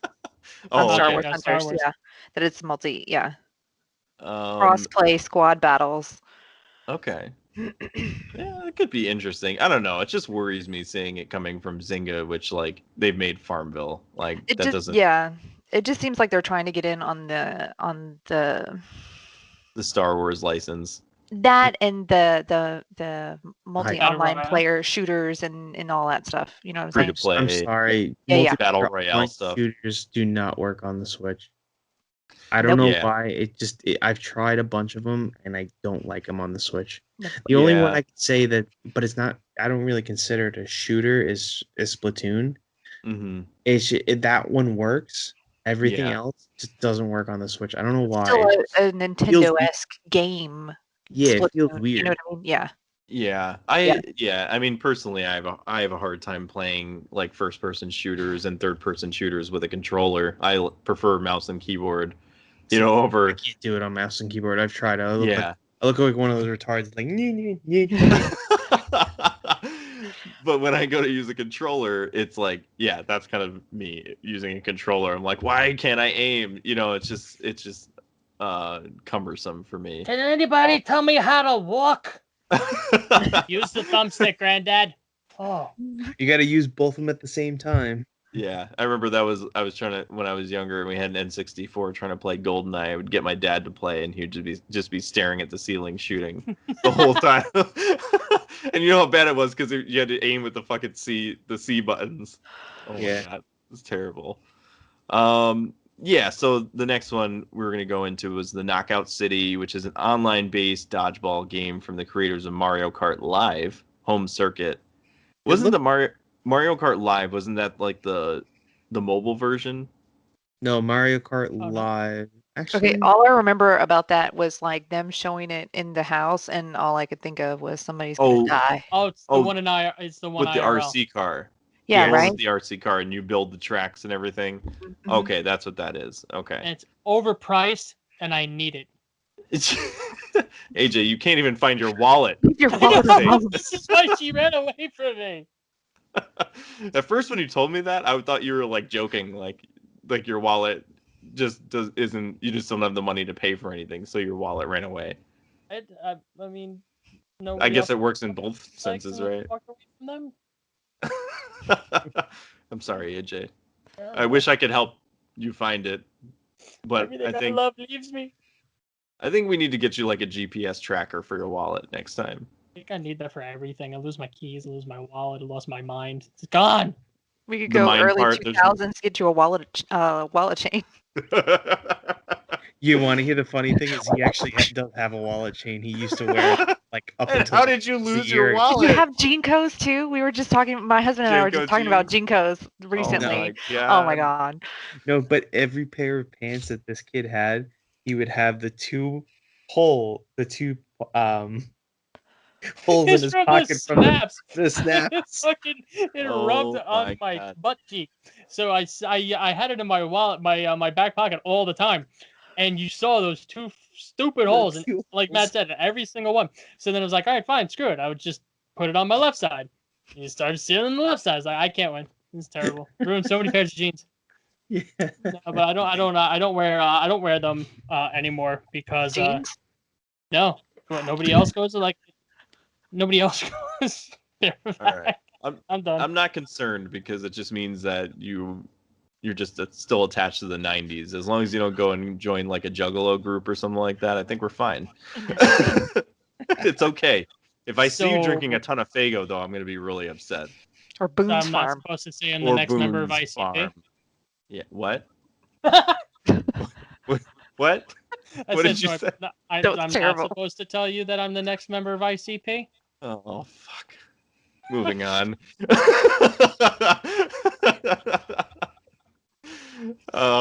So the Knockout City. This looks pretty cool. I don't know. AJ, you thought this was pretty interesting, right? I really did, yeah, because nobody else amongst my friends. I don't know, Matt, if you played it, but Ninjala, it looks kind of similar to that, I like Ninjala. Actually, I was pretty good at that. It's still a free game. You just bat people upside the head with a fucking like a Nerf bat or something like that. Oh, I did see that. It did look cool. I just never Yeah. picked it up. Dude, it's free. It's as far as I remember, it was free. I think it's still free. So, dude, play that. We'll play. It's you have like 2-minute, 3-minute time matches or something like that to get the most points or whatever. Yeah. This looks similar, only like it's dodgeball. Who doesn't love dodgeball, right? Right. So I think Yeah. that the combo between those and making it more where you're not just here's one side, here's the other side, go, but you're free roam to basically run around the whole entire Catch it map. too, which is interesting because you can so it's like traditional dodgeball where you can catch the ball and then re-throw and it comes at like an angle and stuff like that. Yeah, that I looks was actually cool. watching a YouTuber play it because he got a code because I think they're doing an alpha.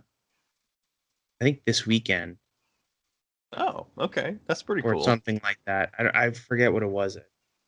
I think it's an alpha on PC this weekend. Oh, could so be- it's going to be on other consoles as well. Yeah, it's an EA title. so Oh, it's yep. come out. It says May 21st on Switch and other platforms. Yes, it's probably gonna Xbox, all that stuff. PC. Yeah. All right. Cool. I can't wait that long. So this next one, it looks like Metopia is pulling a John Wick and thinking it's back. It's good to see you We again, can Mitobi. skip this one because no one really cares about that one. 'Cause I think I that was skipped kind of over. more of a joke thing for me. Yeah, just because like I don't, Nintendo has kind of like tried to keep like reintroducing the me thing and not really going anywhere with it, and then they're like, "Guess what? We have a game about me's," and you're like, "I don't fucking care." The only I game didn't that I create one. really care Yeah. about Mii's would be a remake or an HD remake of Wii Sports. That's the only True. Mii game that I will ever want. Yeah, I don't think anybody was really interested in this one. So, I mean, maybe kids would like it, but I don't know. We can move on. It's the Metopia. Then we're done. Shut up, AJ. Nobody cares. Somebody's buying it because they're still making it. Yeah, they're still gonna. Yeah, nobody's stopping this. This train's moving full steam ahead. Speaking of moving full steam ahead, World's End Club arrives on Nintendo Switch May 28th. From the creators of Danganronpa and Zero Escape, World's End Club is currently being developed by 2Kaio Games in partnership with Grounding Incorporated. The first part of the game was previously released on Apple Arcade. I don't know much about this. It looked interesting. It looked interesting, yeah. Like cool story thing with a bunch of teenage something kids. I don't know. Damn teenage kids in their rap music. Damn you kids and your MTVs and your hula hoops! Get off my lawn. All right. The next one was moving on. Moving on. That's just as interesting as Metopia. We're trying to get to the good stuff here, okay? We're moving past all this shit. Hades, if you can get the gist, basically a lot of the Nintendo Direct was stuff that we didn't care about. But we still Hades- find a way to plug it and talk about it. Right, exactly. Fuck us, man. Hades is getting a physical release on March 19th. One of 2020's most popular games will receive a physical release on Nintendo Switch. In addition to a cartridge, a physical copy will also include a book containing game art and the download code for the soundtrack. I still have this game installed on my PC. A wonderful game, and I think it's going to be awesome even to play on the Switch. And I think that's cool that it has all that other stuff, because I think up until now I think it's mostly been just digital. Yeah. Yeah. That's So what I feel like that's what Nintendo's been doing with a lot of their stuff. Because you have games like Golf Story that didn't have a physical release, and all of a sudden it had a physical release. There's been a bunch of games that actually there's also some companies, Limited Run. I don't know if you guys have heard of them. They do a lot of like really cool collector's edition for Switch, PS4. That's really but there's games like that you never even saw a regular release of on the Switch in physical form, and they do like a really cool one. Like I bought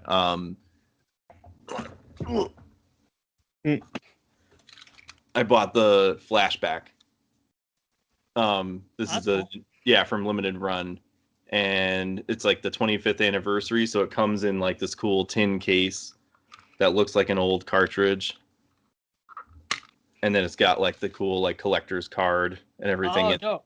Oh, cool. Yeah, and it came in like a cool like it has like an actual box that it goes in and everything that's collectors. And then I think recently I also bought was the Star Wars Jedi Outcast, and it comes with like the metal tin for that too, and it comes with all like the PC art box from like back in the day, like those big Cool. boxes with That's like awesome. with the tin foil, like the metallic coating on it and everything. So yeah, they do some really cool releases on there. All right, let's see. Next one, Ninja Gaiden Master Collection is a remastered compilation of Team Ninja's most notable titles. Package will include Ninja Gaiden Sigma, Ninja Gaiden Sigma 2, and Ninja Gaiden 3 Razor's Edge, which was bullshit. Sorry. Guess it wasn't Not fun. notable. It was not notable. It was notable for the wrong reasons. Yeah, the first Stab it I in don't there. know. The first two Ninja Gaiden games were excellent. And like these are like the 3D ones, not the like the older. I mean, the older Ninja Gaiden was fucking awesome on Nintendo, but these are like the 3D third person action adventure ones. These are like I would think these are actually the first Dark Souls games back in the day. They were extremely hard. Like I still never even beat I think the original ones. Isn't Sigma 1 and Sigma 2, they're supposed to be the, like you said, like they're the like HD remasters technically of the original Ninja Gaiden 1 and 2? Yeah, From, like, and Nintendo? it would be, I think it would be Ninja Gaiden, or I say Gaiden. That's Sigma, isn't that with all the DLC and everything that it came out with? I believe yeah, because they had Ninja Gaiden 1, Ninja Gaiden 2, and then they had Ninja Gaiden Black. Yeah. And I think there was another one. So I think Sigma 1 and 2 were basically like, yeah, all the DLC. I think Black was a DLC to Ninja Gaiden 2. Yeah. So I think they just kind of clumped them all in together. But yeah, Ninja Gaiden 3 was just like a garbage heap of a fucking game. It was a hot garbage fire. Did you like it though? The only thing I remember from Gaiden, whatever, is playing as that character in Dead or Alive 4. Yes. Oh That's the yeah, only that's reason. right. They did add him in there. Yeah, 'cause Ryu. Added Ryu. Ryu there? Yeah, Ryu. because I remember That's playing him in, because like the art style is very similar. Mhm. And I remember sitting there and I'm like, I just want to unlock the Spartan. That's all I Yeah. wanted to do. Oh, on that's the Switch. right. Yeah. And I was Yes. terrible at it. Yeah, I think this comes out on Nintendo Switch on June 10th. And yep, it includes all post-launch downloadable content previously released for the games at no additional cost. So that's awesome. I think that would be really fun to play on the Switch. I haven't played those games in years, so I would want to pick those up without a doubt. I haven't yeah. played any of those, to be honest I with you. think probably going back to it now, I'd probably be way better at it than being like my 10-year-old self that was just like, fuck me, I'm done with this game. That's probably why you couldn't beat it. Yeah. I'm gonna go It's eat so some hard cookies because milk. every time I hit him, he hit me back. Yeah. I mean, Why yeah. would he stop hitting me? Asshole! Now you're gonna You're run grounded. through all of the games in like 15 minutes and be like, what the fuck? I So I was like, just wow, thought this, so much harder. yeah, this is so much easier than I remember it I being. guess they nerfed the whole game. Bastards. That's funny. Oh my god.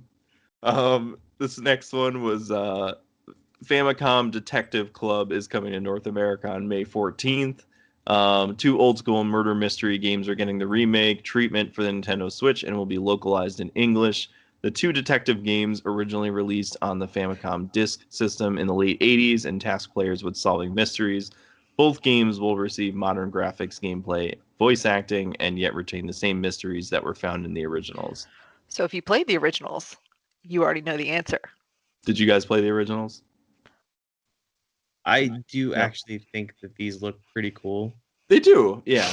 I would definitely buy them because I do like those kind of murder mystery kind of games. They're kind of cool. Yeah. We've done it. Yeah. Yeah, it looked like it had some pretty cool They're gameplay. Like expensive. the animation Wait, did you say they're expensive? Yeah, they're like $40 each. Oh wow, for each episode or whatever it is for each game. But if you buy one of them before they come out, like you Mhm. pre-order it, like on on the Nintendo Shop, and Yeah. then you get, I think, a $10 off coupon for the second, so you're both getting both episodes for this like $50, which normal Switch games are. Yeah, I guess, yeah, if you're like super into this kind of thing, then like that's definitely a good deal to look out for. I think it looked really cool, like the animation. It was just like like your typical, not, I don't know, typical, but like it looked like really cool, like anime, That's what I was thinking too. Yeah, it looks like an anime to me, and I was Yeah. like, Yeah, it I looks like it had a I really could get cool into it. story. Yeah, I could totally play that. I wasn't into like as much anime when I was younger. I think I've gotten into it more. I think in the last couple of years, I was Yeah. more into like, I was very limited back in the day. Like I watched a lot of Dragon Ball Z, Yep. Trigun. I watched Cowboy Bebop, and like Oh, that you're was. so mainstream. Yeah, I'm that asshole. um, there was also some. I mean, there was some other cool ones back in the day, Inuyasha They and basically everything. just watched Adult Swim, really. Yeah, pretty much. That's Yeah, literally what I did. yeah. I mean, there wasn't a ton on like. I mean, they had like the certain times when they played all that stuff on Adult Swim or Yeah. whatever. But And it's funny, like I didn't find out until recently. I never considered Pokemon as an anime, but they consider it an anime. yeah, no, it definitely is. Well, I think the thing too, like when we were younger, like a lot of that stuff didn't come over to America Mhm. at the same time. Like a lot of it was released years later, Hmm. from Japan and had to be like dubbed over and all that stuff. Like Some of the older ones are still continuing dubbing now. yeah, Like, I mean, exactly. you look at One Piece, they're still dubbing them now. That's how Yeah. Dragon Ball Z was when I was younger. What's that? You wanted to be Luffy? No, hell no. That's how DBZ was when I was younger. Because I lived in Japan when I was like, I don't know, 7 for like a few years. And when we moved back, everything was like behind here And and you're like, everything that I where is watched. all that I was stuff? like, what the fuck? Yeah. That's pretty At cool. 7, she's like, "What the fuck, mom and Yeah, dad? no. Where's my fucking bleach?" Where's my money? Like you're grounded for life. Damn it. Yeah, so yeah, it's kind of I think like if you go on Crunchyroll now, like you can find a lot of like stuff that we didn't have as kids that we wanted. Yeah. And if you Or go on even Funimation, Funimation has all of them dubbed. Oh, yeah. Yeah, I think Funimation has actually released like collector's editions of like certain animes, like Well, Akira box sets and yeah, Cowboy Bebop and all that stuff. they just they're doing a lot of the newer shows. So like they're doing like Demon Hunter or Demon Oh. Slayer, Yeah, Attack on Titan. They're doing them where like it releases subbed and then like a week or two later it becomes dubbed, hmm which is pretty cool. It's the fastest I've ever seen it. yeah. I So think wait, Funimation has been a huge, Yeah. huge driving force for like anime and all that kind of stuff. and they just recently started doing all of the current episodes of One Piece. It's like they stopped at like I want to say like 350, hmm and now they're up to like almost 500, 600, Holy crap, and they have those all dubbed now. that's awesome. That's super cool. And they've released them like release them in like 10 episode bunches. Oh, that's cool. Yeah, so you're not like just getting a couple, here and there. Yeah. So let's see here. The next one is dang kids. Mario Golf. This isn't anything that we care about, is it? Fuck you. That's my game, man. Oh, damn. No, this Just is moved really out. cool. I remember Matt actually- texting us in the group chat, and he was just like, "I'm fucking pumped." Yep. That Because was the inflection I got from his text. one of my favorite games on the GameCube was Mm-hmm. Mario Golf Toadstool Tour. I Yeah. remember beating the shit out of that game and getting stars on every single character.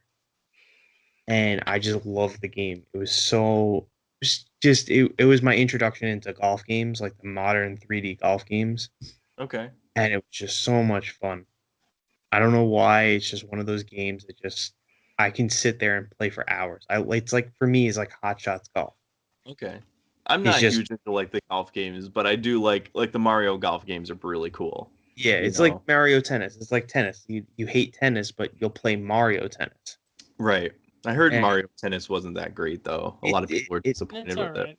Yeah, we played it a lot when it first came out, but then it was just more of like, okay, you have to play online to unlock this character Oh, that's in this week. And we're like, why can't I just Are they play putting the all these game? restrictions on it? Yeah, Yeah, let's it was a just pain. play the game. And I think that's what they're Mhm. gonna do with this. Because it looks like there's a really cool feature where you have to finish the hole as fast as you can. So as soon as Yeah. you run, you could Puppy! Oh, Puppies. oh, cute. Um, There He was a keeps husky coming on in here. screen. Just in case you weren't watching the video version, you missed a beautiful husky. but Sorry, and Matt. and they have and I like the idea of having the regular tour mode that you Mhm. can use your it's your me, but you can upgrade your me during that tour mode, which is pretty cool. Oh, that is cool. Yeah. And I think the coolest thing about this one that I found interesting was that like they have an actual story campaign and like Mhm. some other new modes. Um, And that's the tour mode I was talking about because you use your me Yeah. instead of using like a character. yes, yep. That's And- very similar to how they had it on the Game Boy Advance, which was phenomenal. Oh, that's awesome. And I think they also added back like the motion controls and all that kind of stuff. Like that's really cool. Like being able to like switch it between if you want to play that way and like you feel like you're actually like hitting some putts or whatever. Like that's awesome. AJ? What do you call me a putz? Yeah, Yep. exactly. Yeah. What does What are you this gonna do mean? about it? I heard it. You Witness. Right, you heard that, right? You just like hitting AJ's a some putz. putts. AJ, I got you. Yeah, I But got your number. man. I no, know where actually, you I'm kind of I'm kind of excited about this game. Also, not as excited as Matt, Yeah. but I think it's going to be a fun game. We were really excited about like he said. We were playing tennis, and the more we played that, the more disappointed I kind of got with it personally. Just like the moving around or whatever else, you kind of just it seemed more that to try to hit, like you stopped and then you kept on like doing your power swing, but you couldn't actually get out yeah. of that power swing Mhm. and to actually just hit it normally. So now you're swinging and then literally watching the ball whiz by you, and you're like, It's the hell you almost doing? Stop! impossible to get it. Like Yeah. to use the motion controls, it was difficult to do. Yeah, Well, that's a shame. but this looks fun though. Yeah, and this comes out June 25th, so not too far away. I love that you were Oh. doing like the mafia golf swing and not like the real.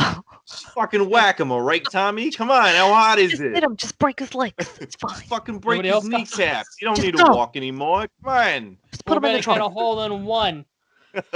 Blah. And if we don't do it in one, we're gonna do it in two. Yeah, put 2 holes in his head. That's right. I mean, just take him out back. Give him the boots medium style. There you go. We'll call it mini golf. Yeah. And that's how Mario Mini Golf was made. Yeah. Fabio says that's great. Wow, this is very violent on Nintendo's part. I skipped over this, but I just wanted to mention this real quick. Was the indie Outer Wilds is coming to the Switch. Came out in 2019 by Mobius Digital, and it's going to arrive sometime in the summer, according to Nintendo. So who knows? No, I always wanted to play Outer Wilds. This game looked really cool. I got that for free. You got it for free? Was that on the Epic Store or on Nintendo? No, I got it for free for watching the E3 thing on Mixer when Mixer was a thing a couple of years ago. Oh yeah, that's right. Yeah. and one of the Nobody free knows what that is anymore. yeah, It's a mixer. and it was one of Like a the blender? It was in my Game Informer magazine. What's a magazine? yeah, my no, but I got it as like all of a sudden I was watching it on Mixer on my Xbox, and then all of a sudden, like the next day, I was like, "The fuck is this game? Why does it have like downloading?" I'm like, "I didn't download this. What did it cost me anything?" I checked my bank statement, everything. I was like, That's "What the super hell is cool. this?" And it was a free game. They were like, "Oh yeah, this is a reward for watching the E3 presentation on Mixer." I was like, "Cool." Damn. That's They nice. The YouTubed you. E3 presentation was so bad. Here's your consolation They prize. gave you Exactly. yeah. We can't give Hey, you it's any called money. bribery. I'm pretty Oh my sure it was the year that they announced Cyberpunk with So they saw the future screw over coming with Cyberpunk and they were like, here you go. here's a free game that you don't know We anything know about. this is gonna suck for you guys, so here's to lighten the blow. So their next press release is going to be just a yellow background that says, remember that free stuff you got from watching that Mixer thing? Yeah, That's pretty what much. You owe us yeah. $5. It was $5. I think the game is it's like a $40 game, right? I Yeah, I think it is. I I think didn't so. put that in here, but yeah, I think it is about $40. But I've heard amazing things from people who played Outer Wilds. I remember watching one of the Yeah. one of the YouTubers that I like watching, Mhm. Neebs Gaming. They did a cinematic universe Yeah. with that, and because they're very good at creating a game and they're making it a cinematic. Oh, So that's cool. they have like it's like a group of 5 guys that they always have something to do with, and one guy is like Narrating it. he did the Let's Play and he's acting the character, and then Oh yeah. they made one of the other guys who's the annoying guy of the group as the radio of the ship. Oh, that's He's cool. in his head. It was hysterical. That's If you ever get awesome. to get a chance to watch this, Neebs Gaming and Neebs any of Gaming. their stuff, it is hilarious. That's awesome. I'll have to check that out. That's Yeah, cool. they do. Currently $24.99 to $29.99. So not that bad. Yeah, No, that's not bad. it's pretty No, that's decent. awesome. All right, so the last bit of the Nintendo Direct here is Look at AJ. He's waiting with bated breath. waiting in suspense. Say the thing. The Legend of Kira. Yeah. What? The Legend of This is an Zelda. avatar. Skyward Sword HD slashes onto Nintendo Switch July 16th. Nintendo announced The Legend of Zelda Skyward Sword HD, a re-release of the 2011 Wii exclusive. The game will launch alongside a new pair of Zelda-themed Joy-Cons. Nintendo also said it would share more information about the sequel to The Legend of Zelda Breath of the Wild later this year. They said, sorry, if you guys were hoping you were going to hear from it, guess what? You're not. And we're going to talk about it later this year. So, which, I'm I mean, that I'm probably going to is something almost for E3. guarantee you it's going to be E3. Yeah, I would imagine so. I know like you guys are big Zelda fans and everything. Would you guys would have preferred to see a different Zelda game over Skyward Sword? I would say no because it's one of the only ones that hasn't been re-released. Every other big main Zelda game, Ocarina of Time, Majora's Mask, uh, Wind Waker, Twilight Princess, they've all had HD remakes. The only And I one have that them all. really hasn't But is were Skyward they Sword. but were they released on the Switch though? No, No, not they're all. on the Wii U. Yeah, they had some of Okay. them were on the Wii U, some of them were on the 3DS. Majora's Mask and Ocarina. Yeah, so they've had HD remakes Yeah. before. I would have liked to see I think Wind Waker first on the Switch. Like I think they would go they should they what they could do first is Phantom Hourglass first mhm. and Spirit Tracks putting it onto it with the that same type of graphic style. but that's going to be too much of an undertaking. So I think Skyward Sword was definitely the next logical choice, because Okay. with the motion controls, with the newer Joy-Cons, it makes sense. I actually, when the Switch first came out, that's the game I was expecting to come out. Yeah, I know. I remember a lot of people were hoping that it was going to come out.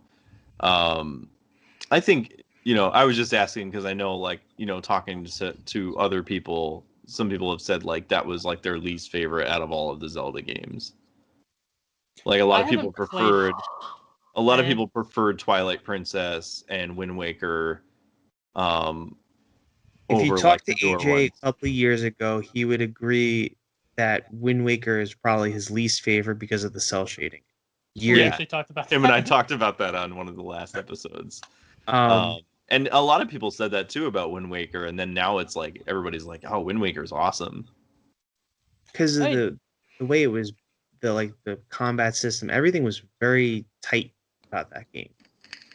Without a doubt. I mean, the gameplay is solid. The storyline is awesome because you're not following the same kind of archetype Link. You're following a Link who made himself become a hero. He wasn't chosen. He made himself become a hero. So I think that As in a itself, sentiment, exactly, In it's Skyward Sword. fantastic. No, not Skyward Sword, in Wind Waker. Yeah. So Oh, okay, right. yeah, in Wind Waker, he wasn't chosen. He basically said, "I need to save my sister. Get the hell out of my way, or help me." So I think that that was a pretty, Yeah. he's like one of the most badass Links because of that. He wanted to save Okay. his family. For Skyward Sword, I never played that because it had the motion controls and you had to buy the Wii Motion Plus or something like that. So That's I didn't right. have It enough was money like to that thing buy that that. it plugged into the Yeah, bottom. we Yeah. we we did play it. I remember because probably like 5 minutes, and I started drinking. yeah, I remember maybe it was Twilight Princess then that I'm thinking of.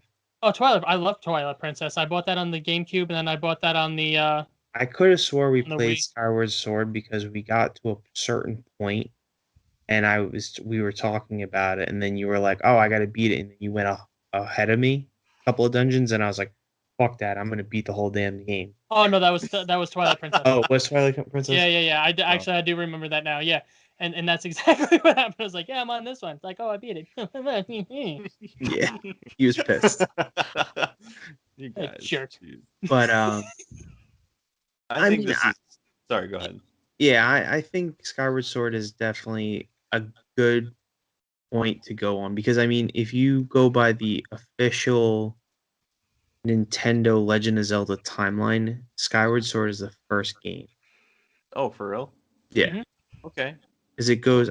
If I remember that, I can't remember because I don't have my Hyrule my book that The has the historic- official timeline.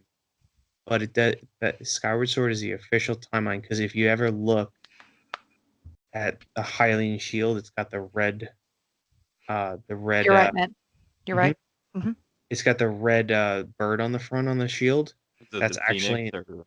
it's actually a loft wing. It's in reference to Oh, the birds that Mhm. they fly on in Skyloft, I think is the name of the place. Mhm. oh, okay. Because that's your mode of transportation. It's not Ipana. It's that. It's a giant Okay. bird. I just learned Mhm. something. And If you that's want to learn shows how anything much I about know. Zelda, just ask me and Matt. We got you. yeah, All and right, cool. it's also true. It's a precursor of also Breath of the Wild, because it shows the sail, Mm-hmm. the sailcloth, and it also has the energy gauge for when you're running, the stamina Oh, yeah. gauge. Mm-hmm. Those two features were brought in Skyward Sword. Oh, that's really cool. Yeah. Watching like, during the direct when they were showing off the game and stuff, it looked really cool, and I like that they kind of revamped a lot of the motion controls, but they also give you the option if you wanted to control the sword with the joystick. Which I think is Was really great cool. idea. And Yeah. Fantastic idea. I think if you look at the original game, I'm pretty sure the original game I think Skyward Sword is one of the only games that he's actually right-handed. Oh, Because okay. in every other Legend of Zelda, like in Twilight Princess, he's actually left-handed. Well, Breath of the Wild, he's right-handed also, so Yeah, that's okay. the first one that introduced him. You are Huh. correct though, because they had to make it that because the majority of people Or unfortunately right-handed. are right-handed, so it But would have been in weird every other having game, traditional Link with the left hand because it's not the majority. Yeah. because Yeah. in every other game, he's left-handed. He holds the Hmm. sword in the left hand and the shield in the right. I wonder if like maybe over the years like Ganondorf just like injured his left hand and he's like I can't ever fight left-handed again. I don't know, it's just a theory. That's what he Probably. was doing with his left hand. Sure. Ooh, damn. It was an injury. He got injured On the job. on the job. That's Occupational hazard, I think not. Oh man, that's awesome. And I think I was looking a little bit into. I think you can pre-order Skyward Sword now, the physical copy, and I was also looking at the Zelda themed Joy Cons, and I think you can actually.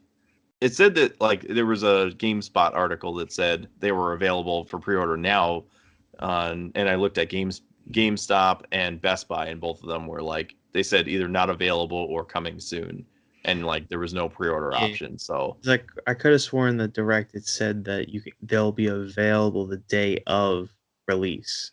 I think No. it actually said you can sign up to fight a bitch, AJ. for those I'll do AJ, it.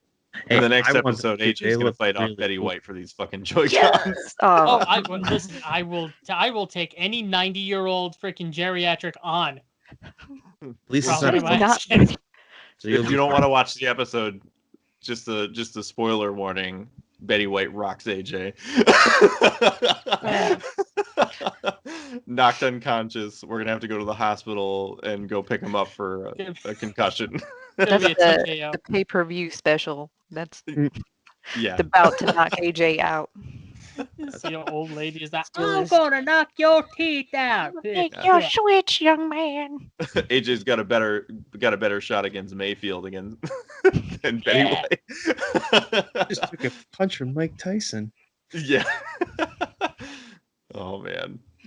So that's all the Nintendo Direct stuff. There's a couple other pieces that I just wanted to hit real quick, and then we're gonna get into the Pixel to Pixel segment. Metro Exodus. Oh, hi Taco. Hello. Oh, okay. It's the all animal show all the time. Yes. He just wants to be part of the podcast. It's fine. Metro Exodus could look any better. Well, hold on to your vodka because Metro Exodus is getting a free Enhanced Edition upgrade, which is set to release as soon as this spring. According to a statement released on Steam, Metro Exodus 4A engine will be receiving an overhaul, which results in various visual improvements. This update comes shortly after the announcement that Metro Exodus Next Gen version comes on its way.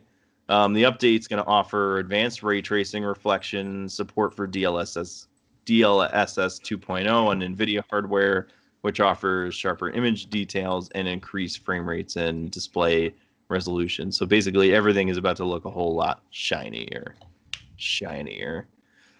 This is interesting too because they're saying like this is going to be like this isn't just an update or a patch to the game. It's a whole new version. But I guess if you own it on Steam or Epic or GOG, I think on the PC, you'll just get it for free, which is nice. You know, they're not going to make you pay, again for the game. I love the Metro games. I'm a sucker for Russian accents. I like the first game. I haven't played any of the other ones, but the first game was really good. Oh, I've you never haven't? played any of them. They're really great. They're based off of the Metro books, and what I've read. I listened to the audiobooks on Audible, which is awesome because they have like really cool voice acting in the audio versions, and the original writer actually worked really closely with 4A to make these games and everything. So they actually are very close to the books. There's like some slight changes here and there, but it's like this really cool post-apocalyptic, game where they got hit with nuclear war and there's like all these like mutated creatures and all that kind of stuff, which kind of falls alongside Stalker, like the Stalker games as well, which were on PC back in like 2011. And a lot of the guys who worked at what is it? They're working on the new Stalker 2 game or whatever. I can't remember the studio. It'll come to me in a minute. But they used to work at the Stalker studio, and they kind of broke off when they kind of weren't a studio anymore and went off to do Metro games at 4A, which is cool. They kind of all went their separate ways. But yeah, this is exciting considering like, the game was already like amazing looking Metro Exodus with like DLSS and using ray tracing for the first time. That was like a lot of that stuff coming out with the new NVIDIA cards. And now it's like they're even, kind of blowing past that and, doing stuff. Doing stuff. Well, like DLSS and ray tracing was amazing when it first, like it was amazing in thought when it first came out, but now a lot of that technology is like it's so much better than it was when it first came out because it had so many issues. Like DLSS is great because it's like the way it writes and renders the game is interesting because instead of like pre-rendering everything ahead of time and using all those resources, it's writing it as it's happening in a sense. So then it saves on memory and performance and all that stuff on a PC. But it just didn't work in theory when it first came out. So yeah, it's interesting. All that mumbo jumbo. Speaking of free shit, No Man's Sky Companions update adds a layer of Pokemon-like gameplay. This was actually really interesting. I don't know if you guys ever played the No Man's Sky game. I have played it for a little while, but I wanted to play with friends and nobody else would buy it. Was that like when it first came out? No, it was after the update to make it the game that everybody thought it was going to be. Beyond, I think is what it was. Or yeah. They've added like a ton of really cool updates to this game. Me and my brother were playing, and I was actually playing using my Valve Index headset. My brother was playing on his PC, and we were kind of like throwing some mods in there and everything to play around with it, and that was a lot of fun. But this is really cool because you actually can. It says, Hello Games' newest update for No Man's Sky will let space explorers tame, train, and breed alien life forms as pets. They can even speak to those pets as part of the game's new companions update. No Man's Sky new alien companions each have their own personality and attributes. Players can breed their pets as they'll pass on genetic and physical traits. Players can also trade pets with other players. Up to 6 pets can be stored by default, but players can secure more storage slots by spending nanites. The update effectively adds a procedurally generated Pokemon layer to the Hello Games space simulation. The best part, you can put your alien companions to work. They'll mine for resources, hunt for creatures, mark hazards, and more. Players will have to care for their space pets, which requires food and attention. Giant pets can also be ridden. I guess that's really cool. Pets can also lay eggs, which players can incubate, genetically modify, and trade with others. So, can you make an omelet? This is my pet. It's an omelet. His name is Omelet. So it sounds like they're basically taking No Man's Sky and pretty much putting the element of training and taming dinosaur like Ark. Yeah. Oh, that's true. Yeah, Ark had similar stuff to that too. Yeah. But so the difference is it's more of like a Pokemon aspect because you can only keep 6 with you at a time. In your pocket. And in your pocket. Yeah. And you can trade them with friends and stuff. Like, yeah, this is like a really cool element. I think one that looks like a nutsack. Here you go. You want one that looks like a Frank and Beans? Here you go. That could be our inside joke. Recurring jokes. Frank and Beans. Maybe we'll name the episode 23. Frank and Beans.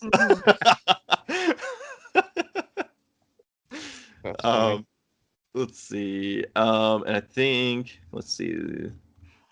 This next one is Xbox Series X is getting a major Sony game. What's that shirt you're wearing? Just your average channel. Oh my god, I love those guys. Shameless They're pretty plug. awesome. They're pretty local too, aren't they? Mhm. I mean, Yeah. if you Yeah, live the- on the East Coast, that is. Yes. Yeah. Somewhere They're within 3 hours of. Oh, that's not local-ish. bad. Yeah, that's local-ish. Yeah, It's a ferry ride and a couple hours drive. yeah, not too bad. I mean, I don't know if any of you guys care about this, but I guess we'll let other people know. Is Xbox Series X is getting this major Sony game, Sony's MLB The Show. Anybody interested in this? Anybody at all? I think it's an interesting thing because it was actually on another podcast. I don't know if you guys listened to it. Kind of funny. Yeah, kind of It funny. was on Yeah, there, Greg Miller. Greg Miller. They're all like have a hard on for PlayStation. They do. And he was explaining because the I think it was the title of the episode was PlayStation Game Studios is now a Xbox like game studio. So basically what happened was MLB The Show is basically a baseball simulation that's PlayStation's had for the last 10, 15 years. Yeah, because I don't Since, think like- there's been any like baseball games on Xbox. that have traditional. I can't think of MLB. anything recently. Right. The only one that they have is called the RBI series, which is kind of more of like an arcadey, not a full Yeah. baseball simulation. This is kind of more in line like Madden and Yeah, NHL and all that stuff. MLB The Show is probably one of, or if not the best simulation game that you can get. Yeah, Mhm. I've played it a couple times on my PS3 and my PS4. Yeah. I think it's great. Frustratingly, I don't like the PlayStation controls, so just my personal opinion. yeah. And their online was shit, but whatever. Um, Xbox for life. Bitches. Bitches. No, I'm actually really excited for this because it's gonna have cross play, which is Mhm. crazy to me. That I would have never thought that a PlayStation game would be on the Xbox plus cross play. That's pretty That is newsworthy really right cool. there. Yeah. And it's going to also have cross progression too. So say if you're playing on the Xbox and you want all your buddies have it on the Xbox, you can play with them, and then continue your other game against ranked on your PlayStation. It'll have the same progression. Okay, that's pretty cool. So yeah, no, this is awesome. I think this is really cool. Like, I'm not into baseball, but I think it's great to see that this game has finally made its way over to the And other you know side, who to made the it dark happen side. was actually, and you know who actually made it happen was actually MLB. Oh, basically- they basically advocated to said- get it over there. Yeah, they were like, we're losing out on all this extra money, Yeah, and you guys are losing out on money. So basically, make it for Xbox, or you're not going to get the exclusivity anymore. yeah. I think like it's fine. I think it's fine if they were to be like, oh, it's going to be out first on Sony, PlayStation, I or whatever hate that for shit. like the first. I don't care for that, but it would be one thing if it was just that, and then they're like after like a month or whatever, then it'll be out on Xbox. But you know, I think Fine with it. I hate when you have like a game like Call of Duty. Perfect Yeah. example. On PlayStation, you get all this extra shit, yeah. and on Xbox, oh, you won't see that for another 3 years. Oh, I know. And Yeah, then it's the like I games won't are- even be playing the game at that point. You know, Exactly. it's just stupid. Yeah, exclusivity is just like Punishing you know. for picking a team. Exactly. right. Yeah, I think that's ridiculous to be. So Matt, stop picking the wrong team. I have both teams, so I don't care. We don't Yeah. discriminate. Right. Love everybody. Exactly. Yeah. I mean, I think Xbox. Yeah, I mean, just ignores Xbox and us. PlayStation. Well, I don't Either mind. way. I don't care. No, you're good. I have all three. I have an Xbox. I have a PlayStation 4. I don't really care, but I His mostly play PlayStation on. 4 is the redheaded prefer- stepchild. He beats the piss out of it every night. Yeah, he whips it. I resent that comment of redheaded stepchildren. Okay. No. You resemble that comment. You fucking blonde top, red bearded, fucking awesome man. You. How do you do that? Yeah.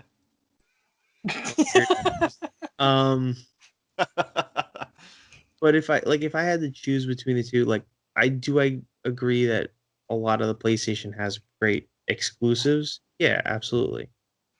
But if I had to choose if it's on both systems, I'm gonna choose Xbox all day long. Because Yeah. it's something like a majority of my friends have. Yeah. And I don't mind the PlayStation controllers, but I've always been more comfortable with the Xbox controllers. yeah, Like on PC, if I play with a controller, I use my Elite controller. yep, that's what I got. Yeah. So I mean, it just feels girthy, supple. Are you sure you're talking about the controller? Yeah, he's talking about the Great American Challenge. That's what he's talking about. You hanging out with Ganondorf now? I mean, no. Yeah. So yeah, this is pretty exciting. I'm happy for you, Matt, and nobody Well, else. I think honestly, it's a great turning point because like Xbox has always said, hey, listen, we'll play with anything. I don't care. We'll play. We'll put our stuff on the Switch. We'll put our stuff on PlayStation. We don't care. Let's all. If you want PlayStation, fine. You play PlayStation. But also, if you want to choose Xbox, the two teams can play the same games with each other. I'm And I glad that Sony finally kind of like. I mean, they're still begrudgingly doing it. Yeah, they're still begrudgingly doing it. They're not entirely there, but they have kind of like sort of opened the gates a little bit to allow some of that crossplay, and I think that's good to finally be making those steps because everybody else is doing it. Come on, Sony, let's go. Yeah, Moving along. This last bit of news here. Speaking of finishers, this is the last Mortal Kombat movie's first trailer is bloody and violent. It's coming to HBO Max on April 16th. I watched the trailer and it actually looks pretty good. I'm not gonna lie. Mortal Kombat 1 back in like what was that? 97, I think. 95. Yeah, Oh, first was released so close. 95 and was directed by Paul W.S. Anderson. Would go on to make the Resident Evil series. Okay. The movie and then they did the second one, which was like a huge disappointment. Yeah, so I think I did too. I mean, I still love the first one more. And I don't know, it seemed like from based on the trailer, like there was a lot of cool moments in there. I think that called back to iconic moments. Yes. And I think that's the part that is going to get a lot of people because it's going to be more iconic. Yeah. Like the games than the first two movies were the original. I agree. Yeah. Because now we have the CGI capabilities and everything.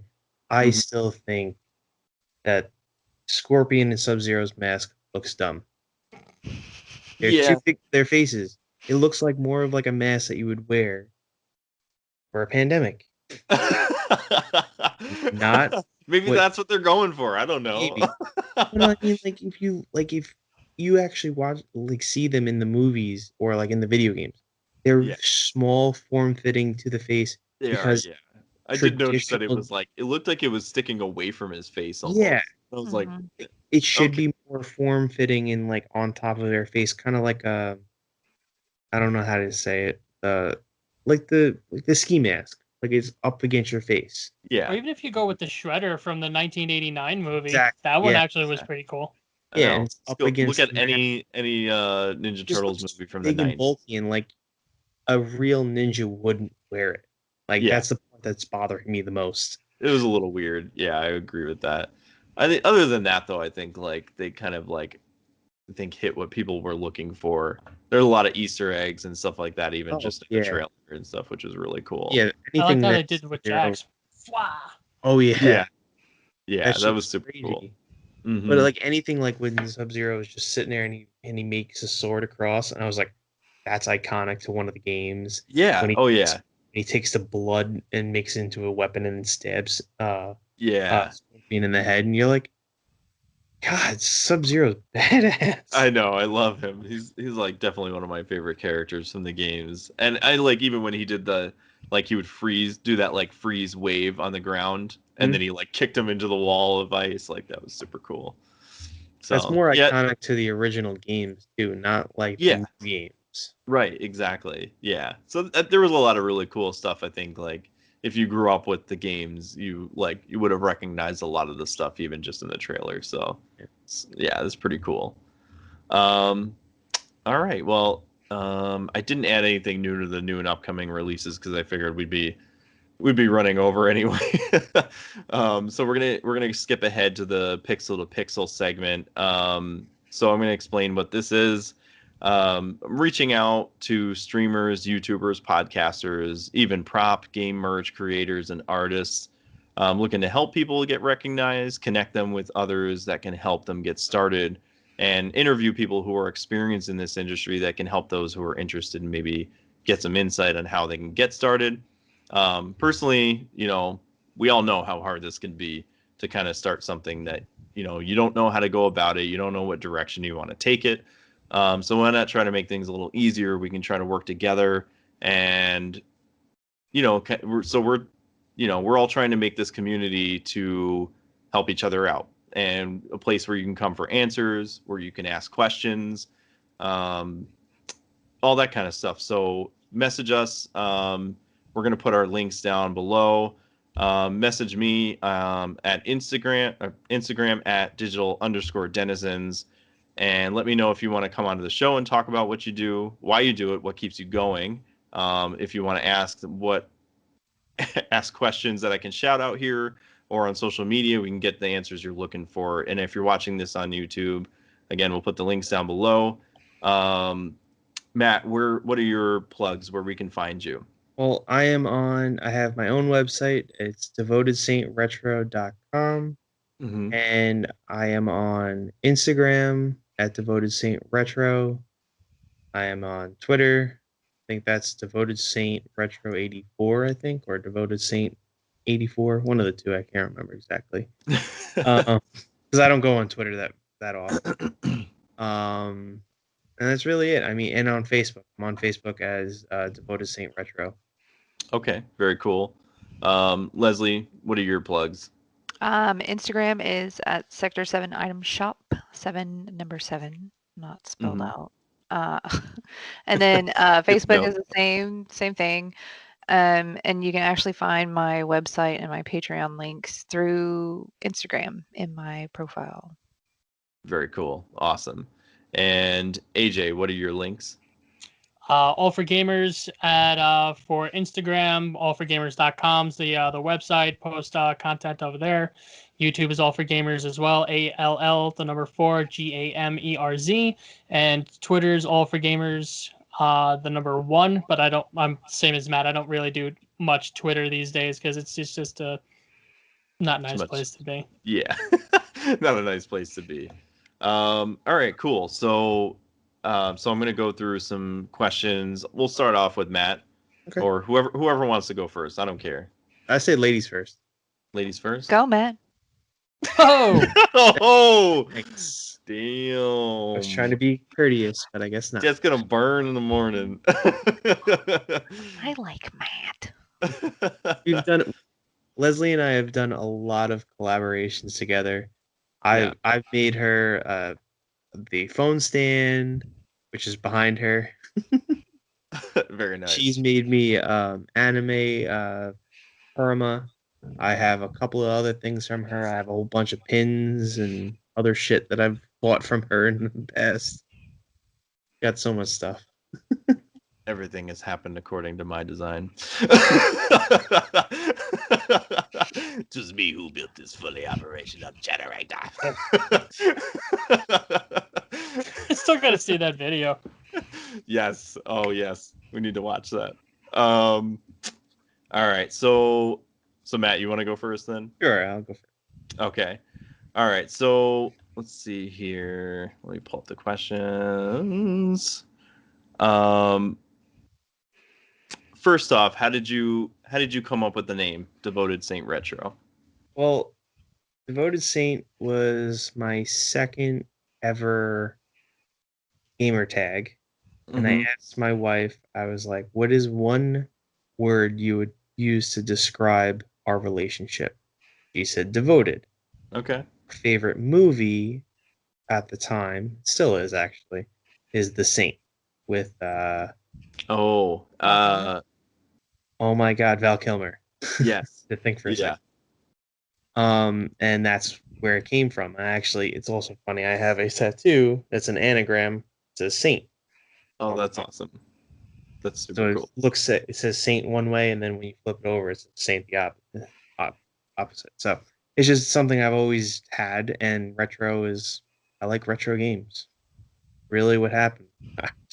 One day I'm sitting here and I'm like, I like retro games. You know what? I'm gonna try and do something with that Yeah. because my brother-in-law and I would go to different garage sales, estate sales. We'd find like random old weird stuff that we think is just Mhm. cool.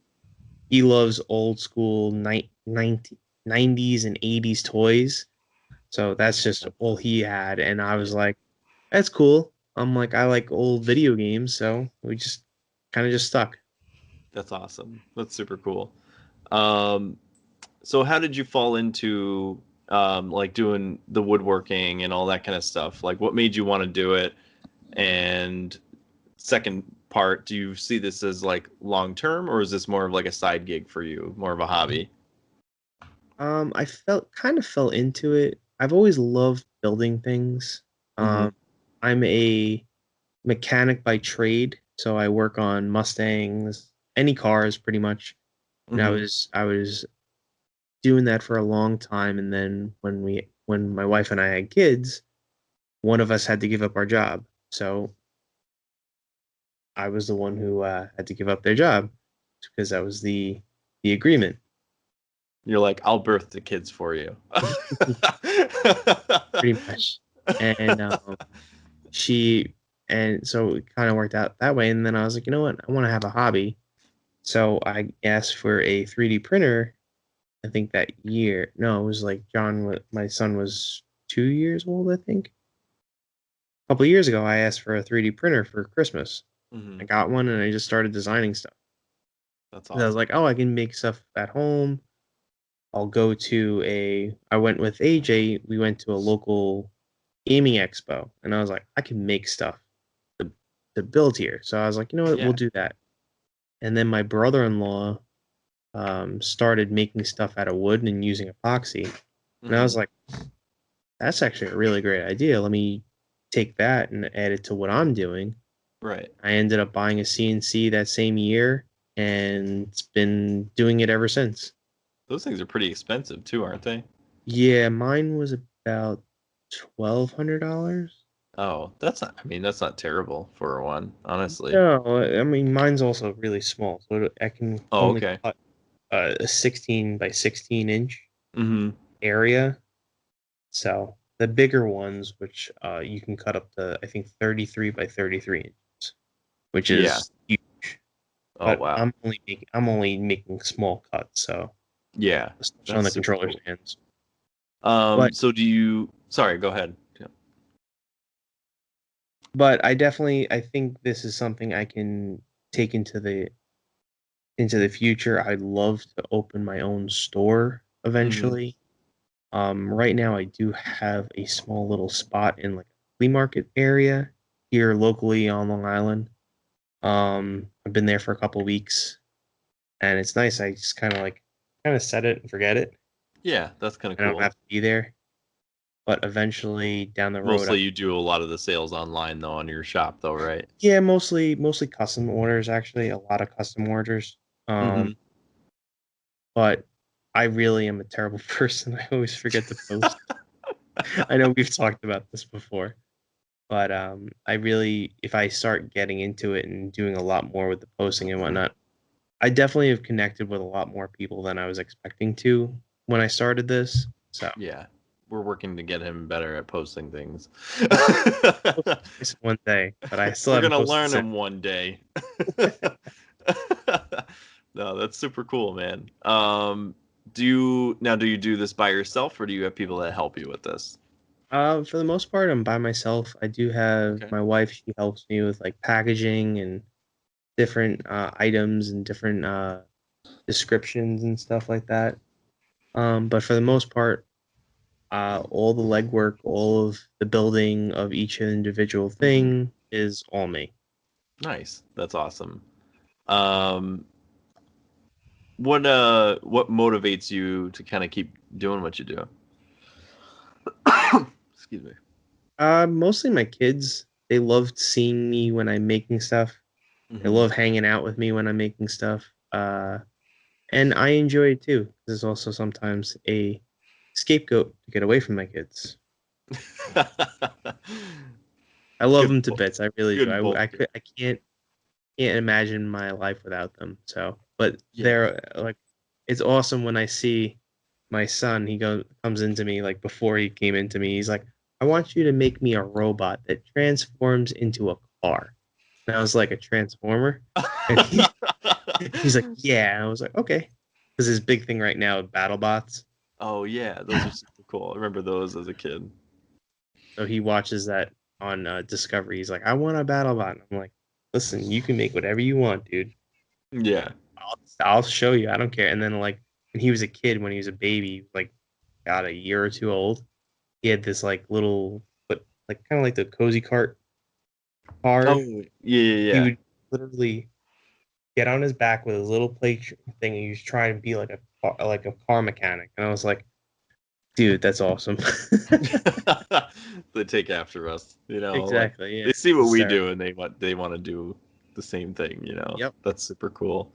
What kind of advice would you give somebody that's looking to get into sort of a craft like this? Just do it. Honestly, I know it's so cliche and whatnot. Just do it. No, because that was my biggest thing. Was I was like, I don't know where to start. I don't know what to do. Mhm. And I was like, you know what? I'm just gonna jump into it and just figure it out on the way. And I just ended up. I learned how to 3D model. I learned how to pour resin, and like Leslie calls me an artist all the time. I don't consider myself an artist, but I technically am. It's really Yeah. funny. Like I don't No, consider myself that, but I would agree with that. I think, art can be in many different forms. So exactly in it's different not forms. just Like painting on a canvas or, photography is art, woodworking is an art, all of that stuff. So and like it's funny. I don't consider myself a woodworker either. I feel like I'm a jack of all trades and a master of none. If you can freaking have a piece of a banana with duct tape on it slapped to a wall, and whoever moron put that together, he's an artist, then you're set. Don't worry about Yeah. You're way beyond that. Yeah. Wait, I bought that banana stuck to the wall. You did. Actually, I heard that somebody stole it, and then Yeah, he somebody ate else it. was like, "Yeah, no, you're good." Oh, And then yeah. just like I took a mean- banana and just like, "You're good." I mean, I paid for it. Yeah. Yeah. So what kind of gear would you say that you would need to get started with something similar to what you do? Similar what I do. Probably basic hand tools. Learn how the hardness of different woods would Mhm. probably be the biggest thing before getting into a CNC. And then eventually getting a CNC. You can get them now for like pretty cheap. Same thing with the 3D printer. I mean, you can get into certain 3D printing for not a lot of money, and you Like can make a money. couple $100, I think, right? Maybe Yeah, I mean, cheaper than that, probably. you can get a decent one for like I want to say just under $300, and that's including filament Oh, and nice. different So you have something to nozzles. start with. Yeah, so you have something to start with. I think probably 3D printing because that's where I started with. Mm-hmm. Like I knew basic how to put like a couple pieces of wood together, cut them at a miter, and make like a picture frame. Yeah, I did that in But high school. yeah, we all did something similar. Yeah. But the 3D printing is definitely a great avenue. And then going into the CNC, I think A couple of things I would say is the CNC, the program to run the CNC, which is I got mine afterwards. It was expensive. It was about $400 for just for Yeah. the program. But Hmm. once I switched over to that new program, it is like a night and day difference. I can show somebody how to make a Sega sign in 5 minutes. Oh, That's that's how super easy it cool. is. On the So, on another program that I was using that came with the CNC, it would take me mhm, probably 2 hours to figure out how to make that. yeah. So probably a good start would be to start like doing some sort of 3D printing, maybe with like a Yeah, because model. So you're not like spending a ton of money and being like, yeah, oh, this isn't you can really find what I want to do. like I said, you have a Creality, I think 3D. It's like the base model one. It's like I think it's like $200, Okay. $220, something like that. Yeah, But the that's not too bad. 3D modeling, like there's a specific program called Fusion 360. Hmm. If you learn that, you can actually reverse engineer things to make 3D models using a CNC, which is pretty nuts. I just never got a chance to learn it. It's Hmm. so intuitive and it's so crazy. People actually use that to create the tool paths to use the CNC. I Hmm. just never got a chance to play with it. That's pretty cool. So a lot of cool like customization Oh within yeah. that program.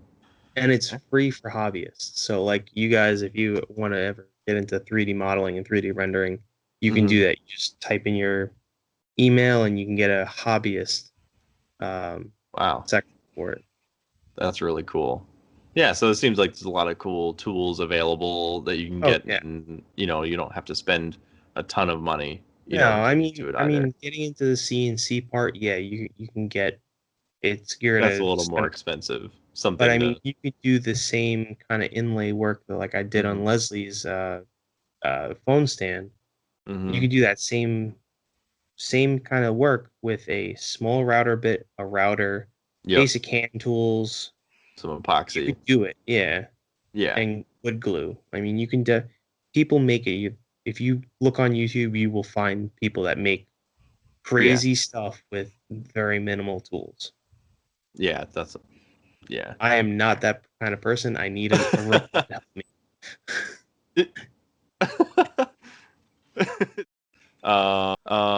What aspects do you most enjoy about doing what you do?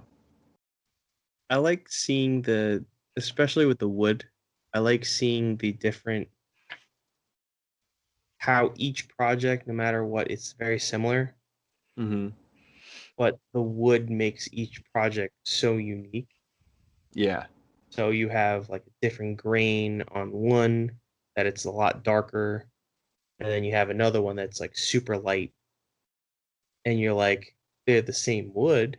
It's just one's from the middle of the wood, one's from the outside of the wood, like the sapwood. The one's yeah, a lot lighter and the grain is a lot looser, yeah. and it makes it actually a lot softer.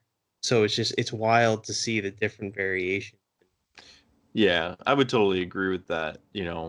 I think we've talked about this off the podcast, but when I used to build guitars and stuff like Mhm. that, it'd have all sorts of different woods, the hardness, the denseness and the grain and, different just the way the grain goes on the wood and depending on what you're doing with whatever project, you can make it pop a little bit more than some other ones, It's just yeah, there's a lot of really cool complexities to the wood, Yeah, to take and into account. that's what I love about it. Like, I mean, I've made my controller stands. I have a couple of them at the place that I have that they're at right now.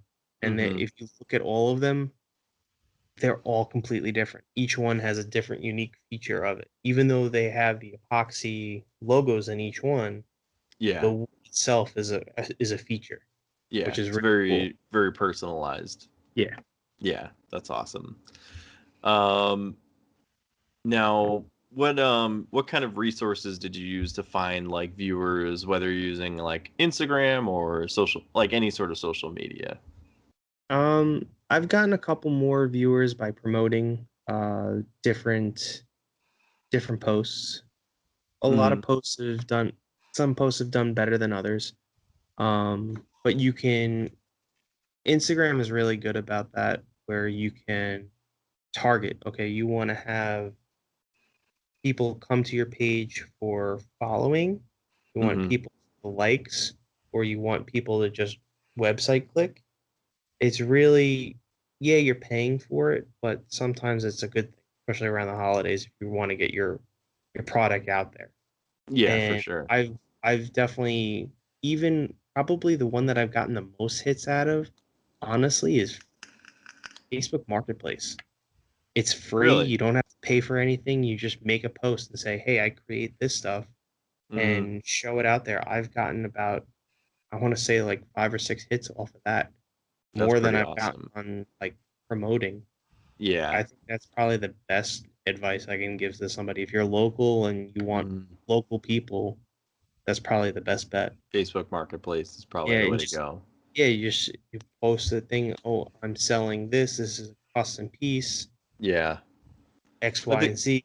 It's really it's interesting. I got one guy that came to me who wanted a PlayStation sign, which was awesome, and I was like, wasn't it was like a week before Christmas, and I was like, mhm. he's like, oh, can you customize the back of it? I was like, yeah, whatever you want to do, I'll do that. That's fine. That's And cool. then he Yeah. comes back to me like 2 weeks later, and he's like, hey, can you make me a stand to hold all the games? I was Mhm. like, I haven't made one, but sure, I can make one. I think I remember you showing me that. Yeah. Yeah, it was That's really cool. random, but I've gotten like 3 or 4 sales out of one person, and he wants to come back to me for a Yeah. two player or two controller stand, which Yeah. is pretty cool. Well, I can see why, like, something like Facebook Marketplace would be a little bit easier because, I think it's, it's local. People are looking for local stuff a lot of times. On Instagram, I mean, you're fighting against the algorithm of of Instagram If you have itself. enough hashtags and that kind of Right. It's just there's so many other, like, you can be the best at what you do, better than anybody out there, but nobody's gonna fucking know about you, unless you do follow the algorithm and you study it very closely, yep. and then Like even this. when you think you figure it out, it changes on you. Yeah. That's kind of a bitch. So I think, well, this next question, did you network with others? If that was something that you did, and you kind of did answer that because, yeah. People that are here with us. Yeah, exactly. I mean, we're all kind of networking together to try and help each other out and kind of, spread it. And AJ got me into this kind of industry because I Hmm. started working with him. That's the main reason. Like he created All for Gamers, and he was like, "Hey, I need somebody to help that I can trust to write." I was like, "All Hmm. right, sure, why not?" And then we evolved that into a podcast. We evolved it into live streams. Then we stopped doing it, and then I was like, you know what? Hey, I got this other thing, and I was like, hey, we can do it together. And he's like, whatever. But and I was like, okay, we'll figure it out. I got small hands. I can't do nothing with them. So, and then one last question, I guess, like, what do you want to do to sort of like improve on, um, like opening your business wide open, like in terms of content or things that you want to release to help kind of promote your business? I think really what would be nice is to keep going to expos because I do. That's another thing I Hmm. didn't say I do, but I do go to them. Um, hopefully this year they'll have them. But keep doing that. I would love to eventually have up enough money and equity to come out and meet everybody, and we'll have a get together of all of us, which would Yeah. be awesome. I know the guys from Just Your Average, they want to come down to New York and meet up with AJ and I. I'd love to go down to Texas and meet up with Leslie Yeah, that'd be awesome. after your freeze. I'll bring some winter coats for you guys. Make sure you bring plenty of toilet paper I'm coming during the Ramen. only during the summer. and ramen. What'd you say, AJ? I'm only going down during the summer. Screw this cold stuff. I don't want to be cold down in Texas. You're out of your No, mind. I know, exactly. But what I would love to do is just do a little bit more live streaming, maybe of me making stuff. Hmm. stuff like that, just to engage with the community, because I feel like with the Yeah. community, it's just so much easier to Person. do things like that. Because I feel like, Yeah, like a meet and greet sort of thing. yeah, like I'm pretty good with sitting there and talking with people. I know AJ knows that, and Leslie knows that. We're all pretty good at talking with people. It's just for me is like I need that interaction. Hey, listen, Yeah. I don't know what you're thinking. Like that's a big problem with my store, right? Like the place I'm at in the Right. store. It's I a can't more physical explain thing. I can't explain it to the person like, hey, I Yeah. did this, Right. and I'm like, There's only so much you can see, I think, in pictures too, you know, like if you were to yeah, go into a shop and look at something and or you're like an holding it extra, in your yeah, you're holding it in your hands, you're more inclined to spend that money on something than you're looking online. You're like, oh, well, I saw something similar to that on this other shop. You know, yeah. it's such a weird thing, you know. Yeah, I think that's what's so weird about this last year and this year interaction has been such a A weird thing. absent thing. Yeah, it's a weird absent thing right now, and we don't have it. So, you know, trying to figure out other ways to make up for that, and it's still not the same, you know, essentially. So, Yeah, I mean, even like us. I mean, I know I see AJ. We catch up with each other every couple of weeks. mhm. Even throughout this, like even before that, we used to catch up every week, every couple of days. But now Mhm. with COVID and everything, and you don't know who's with what, and Yeah. Everyone's No. got the plague. Stay away. yeah. Yeah. Let's just get So, back to like going out to sports sports concerts. Just yeah. get back all to that Right. and be nice Exactly. to each other. Stop fucking hating on each other. Yeah. I know. I've said that the last couple episodes. I think, you know, just like be respectful to one another. Quit being a fucking dick. You Stop being know, like yeah, there's been so much division in our country, you know, it's hard, you know, but I think we need to put if you can't talk politics nicely, don't fucking do it at all. yeah. Like I And say this all the time, and I don't want to sound really bad about it, but I don't wish for another 9/11, but I wish that we can go back to 9/12 when we were all Americans, we were all one, united. yeah, yeah. But Yeah, it's a shame to think almost in that sense like something like that has to happen in order for us to become united again, you yep, know. So, yeah, I don't know. Hopefully things get better. Again, like it'd be so cool to like for us to get together and do like events where, you know, people were to come and like see a live show yeah, or like something like PAX that. or like Right. Yeah, you pull out a RTX or booth some and shit like that. It would be fun. yeah, be able to get a little E3. more E3. Oh man, that'd be crazy. All right. Well, um so again, if you want to find Matt, we'll put I'm gonna give you guys all a chance at the end to put in your links again, and we'll put them on the screen for the video watchers on YouTube. But we'll go through with Leslie and see what she's got to say. So what do you do, Leslie? Again, Nothing. I don't do nothing. anything. She's just here to look pretty. I mean, there's nothing wrong with that, but you know. Uh, so I make game art in various forms. Mm-hmm. So, like what we were talking about earlier, like replication art, like you see it in a game, like the Shinra box. Yeah. I've made those, and then like pop art, background art, that kind of thing. Hey, there's the lock for my door. I was just about to say. I am Somebody's trying now to break safe. in. um, so yeah, that's pretty much it.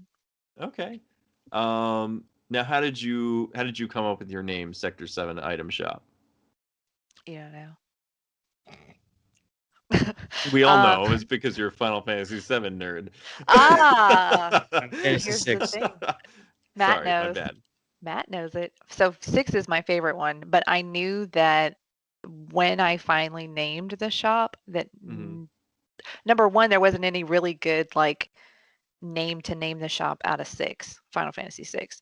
And number two, that 7 had such a big following and that the remake was still being talked about at that point, that if I named it after something in 7, that Right. it would probably be easier to find.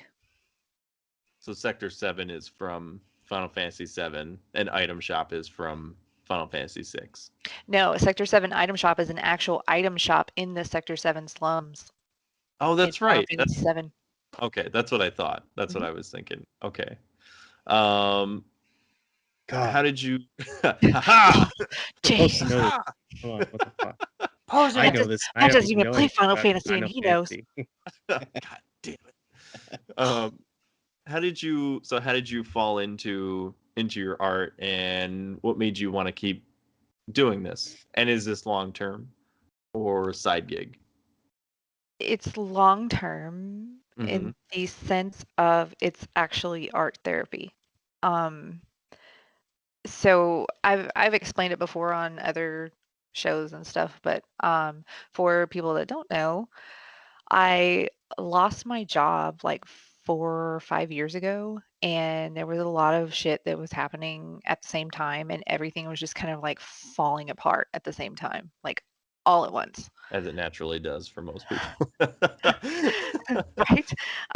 And so like I freaked out. It was my favorite job that I had ever had. I worked at a college bookstore and I will never forget it, and I will probably never stop talking about it. I freaked out and I called my husband, and he was literally like the only person in my entire life that has ever told me it'll be okay. Like it's gonna be fine. Um, and so I ended up filing for unemployment and I got unemployment. And of course, my kids were, probably like 7 and 10 at that time. Um, and it actually started with like us sitting on the floor sorting out a giant friggin' tub of perler beads into different colors. So I I had anxiety medication at the time and I went off my medication at the time, which was great timing to decide to do that. Yeah. And I decided to just make art instead. And that was your therapy. And that was my therapy. And it still is. That's awesome. Yeah. And then you decided to basically just start doing it as like as your job. I did. I had somebody, coincidentally, another person from another podcast. We were talking about it on the show, and I was like, whether or not I monetize it in the future. Well, right after that, I actually set up the website. So I never That's awesome. intended, yeah, I never intended to monetize it. But after that show, I had just gotten my first commission that day, Wow. right before that show, and then right after that show, I was getting like commission after commission. So I was just like, well, let me just put up a website. So See, sometimes I guess you just got to take that leap of faith, right? I guess so.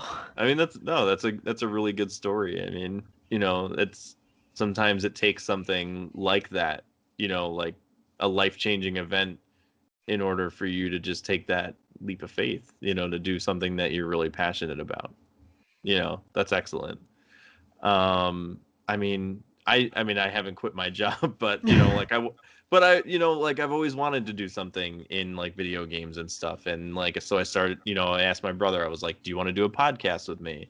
And so we started doing it, and I was like, we were just kind of figuring things out. But I listened to a ton of gaming podcasts, so I had some sort of knowledge on like where to begin.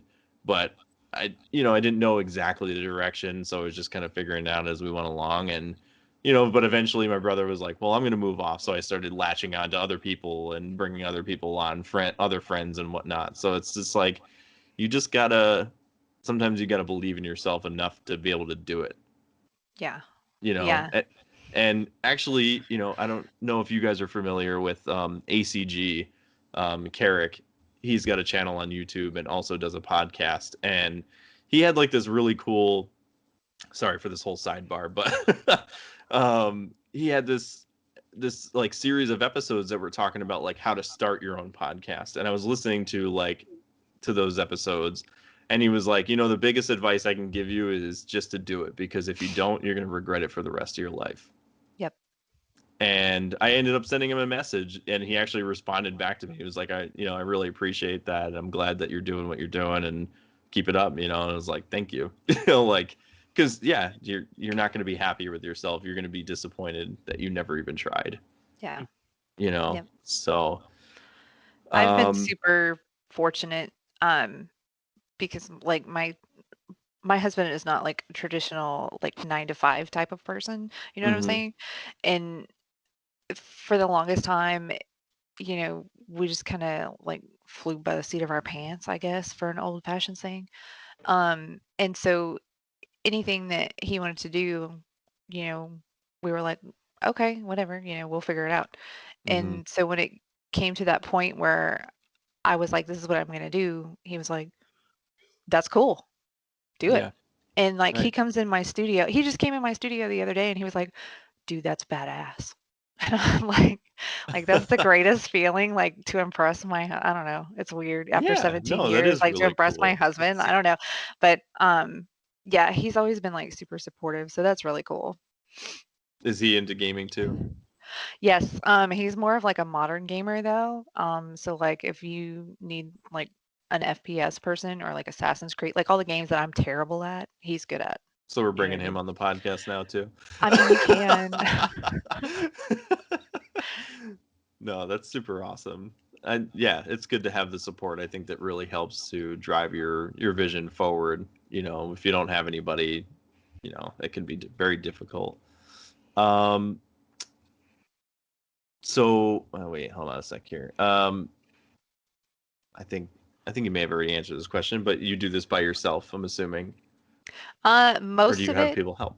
Most of it I do. I have like there's like a couple of stickers that are hand drawn that were actually drawn by my 15-year-old. Oh, that's awesome. I think last year or the year before. So anything with like the chocobo symbol on it, that gets sold, The red that one? goes. Um, I don't know which one did I send you. Let me see. Let me dig through my pile here. A This. muggle mail or something. Oh no, that's Fairy Tale. Oh, okay. Yeah. I haven't. I Um, got those. you can have them. I'll send them. I'll send them with your Patreon box whenever I finally get that. It's gonna be huge, huge. I don't How have many any of months them right around. now? I don't too many. I don't know what you're talking about, Matt.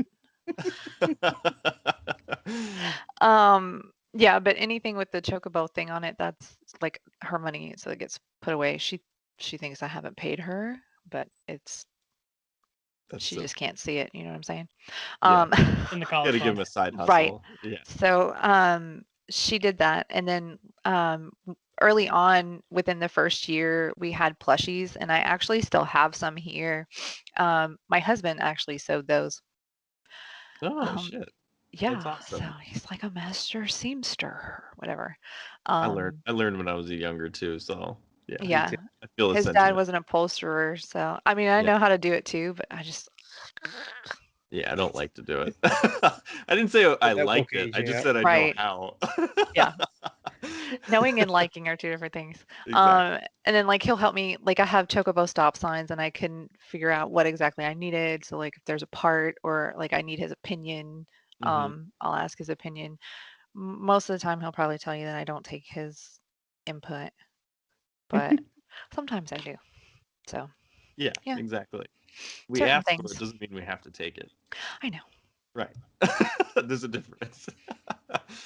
um, what motivates you to keep going? I don't know. I Just really don't. I really don't. just enjoy it. I can tell you that every single day I think about throwing S7 in the trash every day.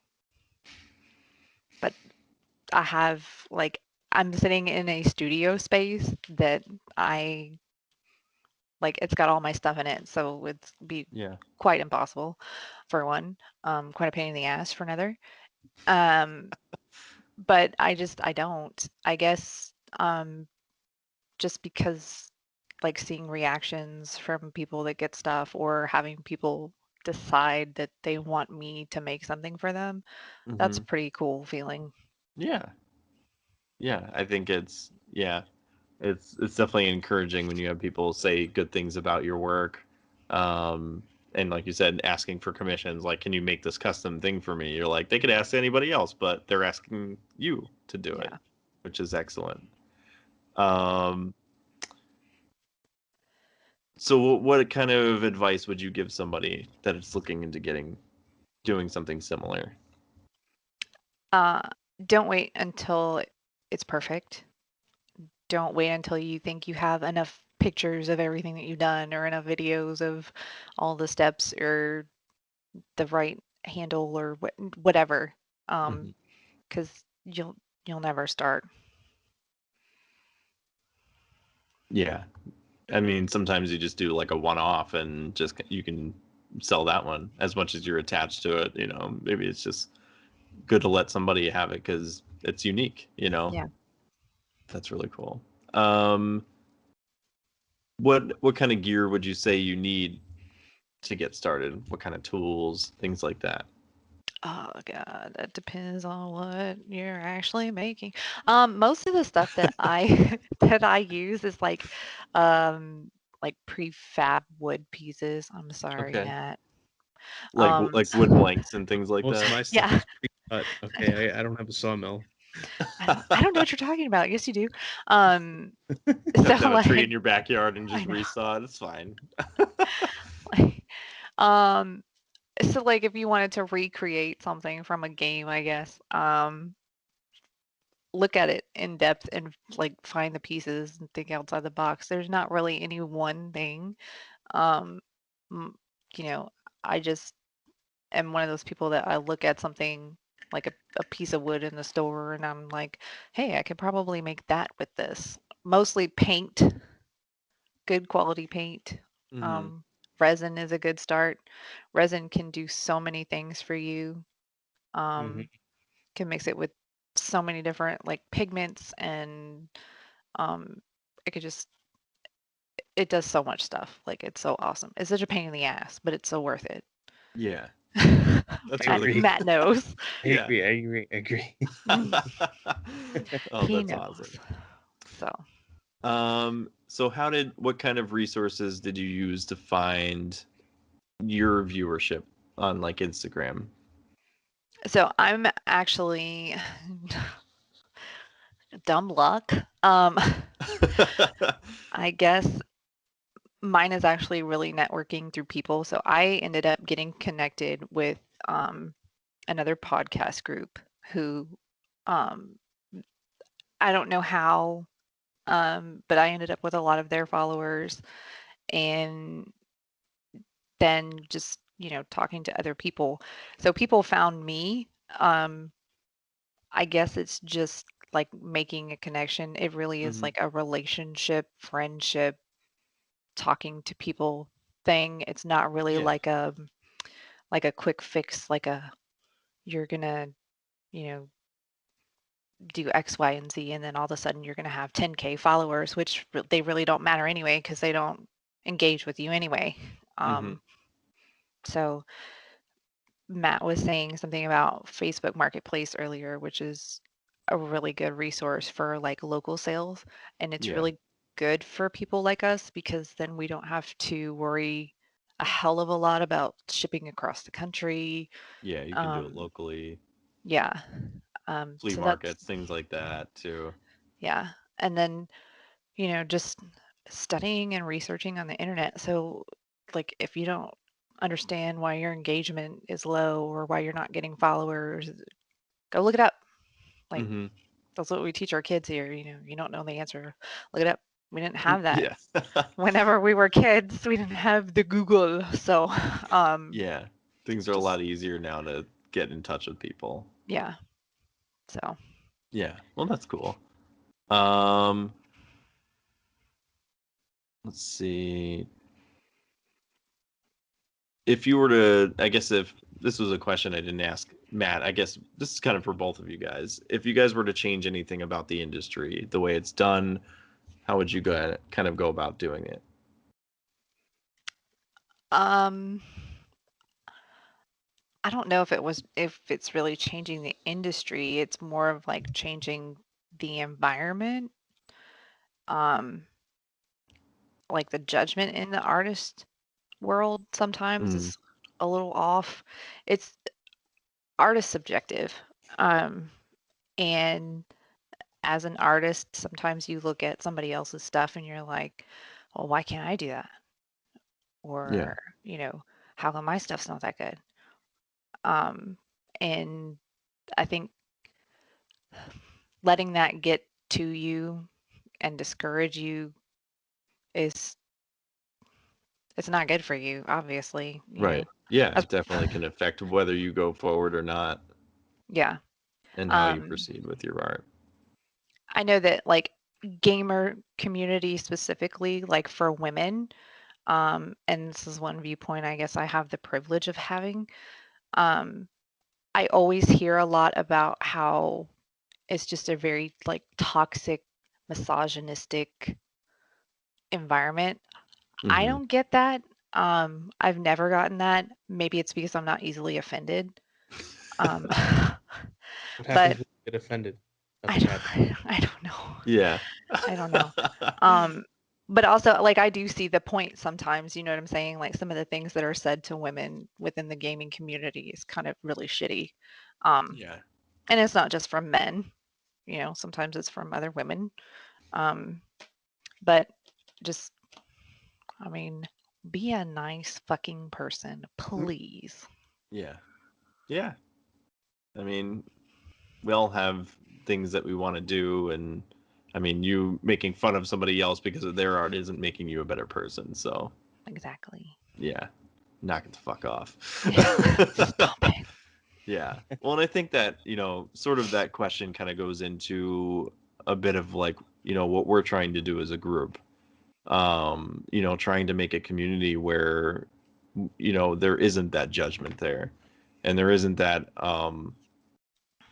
hostility, in this industry, whether you're doing what Matt and Leslie are doing in the art scene, or you're doing podcasting like me and AJ, or doing anything in that form, streaming, YouTube, like people get judged by that kind of stuff all the time. And I think we're trying to look to create a community where you're not judged for that kind of stuff, and you can come and find answers or ask questions and feel comfortable doing so.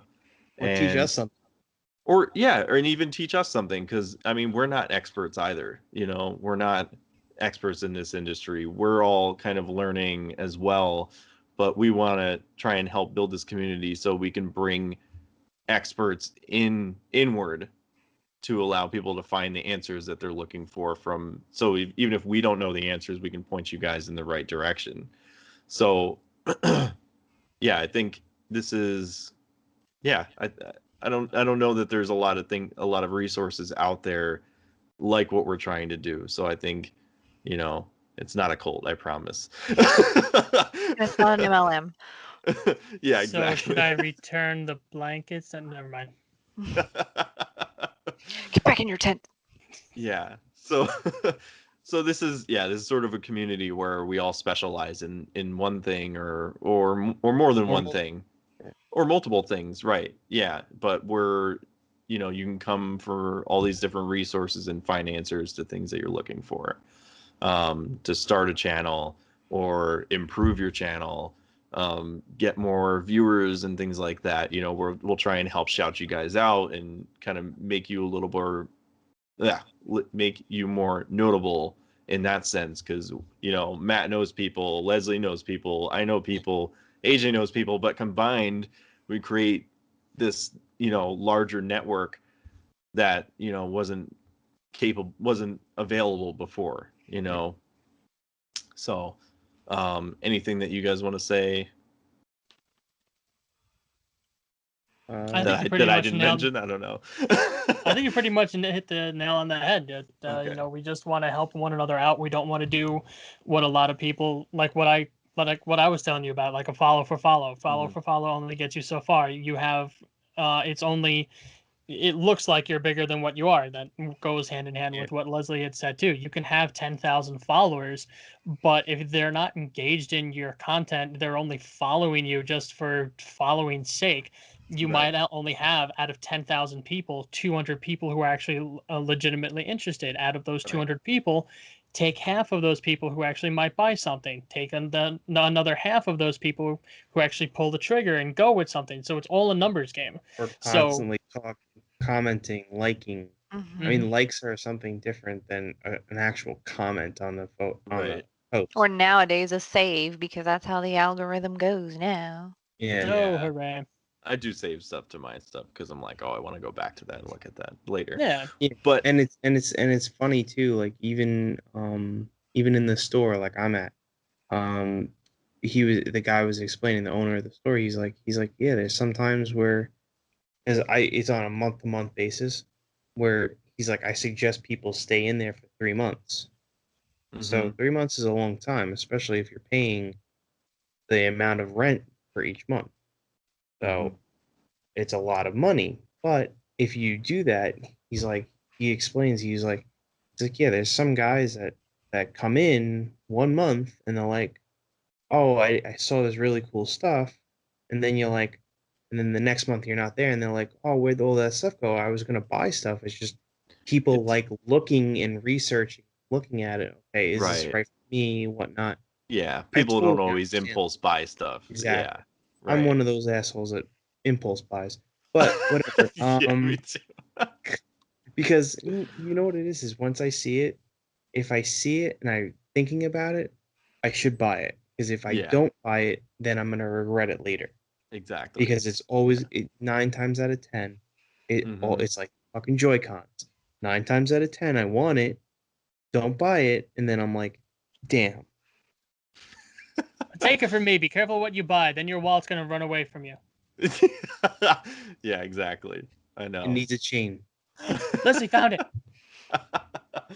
It's Yeah, this empty. was. I think it was Yeah, a couple of years ago. I bought like the replica shoes of from the Back to the Future too. I thought I saw those in back in one of your things. Those are Yeah, so cool. All right, sorry. yeah, I got them up on my shelf, Do they and actually automatically lace? these actually are the auto lacing ones. Oh, Yeah. sweet. Yes.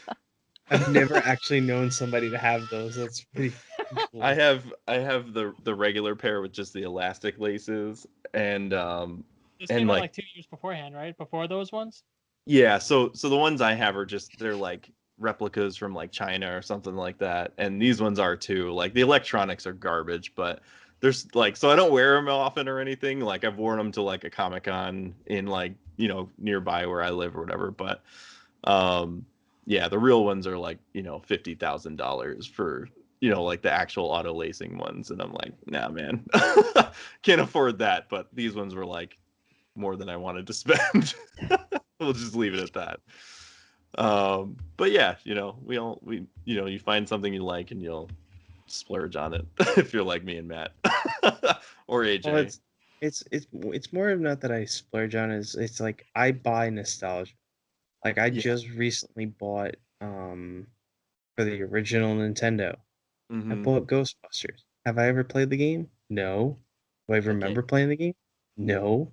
Did I Yeah. buy it just because it said Ghostbusters? Fuck Hell yeah. yeah. Dude, I know. We had that game as a kid. I loved it. It was great. I don't know about it now. I don't know how well it holds up, but First one was trash, unfortunately. The second one's where it's at. It's the actually a second side one was scroller. better. Yeah. Yeah. For I me, think it's cool because I have the NES version and then I have the Famicom version. I think Famicom version's better. we had I think the Sega Master System version. I think. Oh, actually, I think that's the better one because it had the higher fidelity. Yeah. Graphics, something, Yeah. whatever. I remember when my dad brought home the Sega Master System. We were like, "What the hell is this?" He was like, "Oh, one of my coworkers was like had it and he was just trying to sell it." So just like, "What?"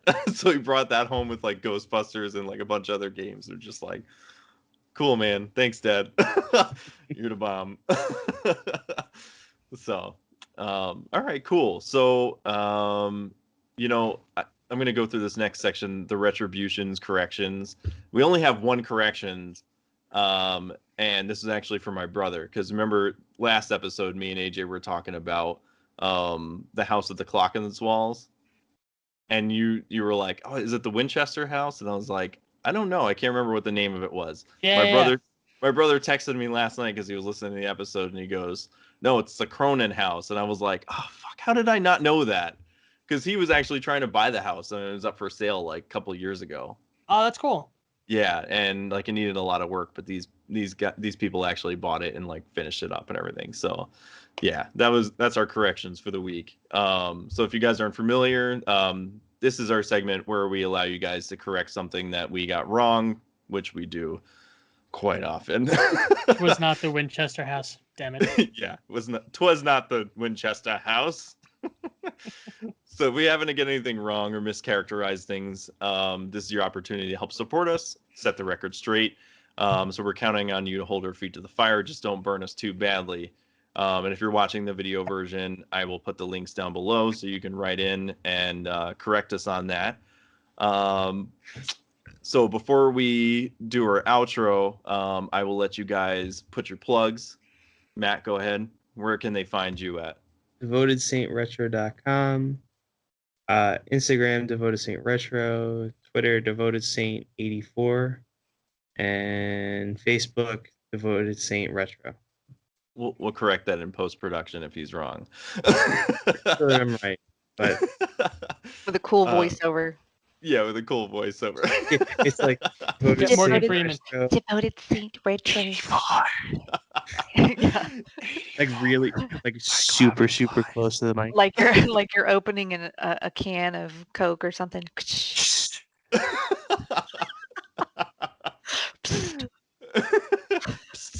It's 84 by Calvin Klein. I mean, Devoted Saint Retro. AJ, where can everybody find you at?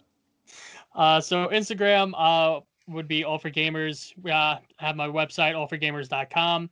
YouTube is All for Gamers. Like, comment, subscribe. Let me know how I'm doing with those tiny arcades. I think that I'm actually doing a pretty good job. Twitter is All for Gamers 1, and Facebook is All for Gamers. All right, very cool. Leslie, where can they find you at? Just come find me on Instagram at Sector 7 Item Shop. You will find everything else there. Oh, sure. You have to make it less complicated than me and Matt. Yeah.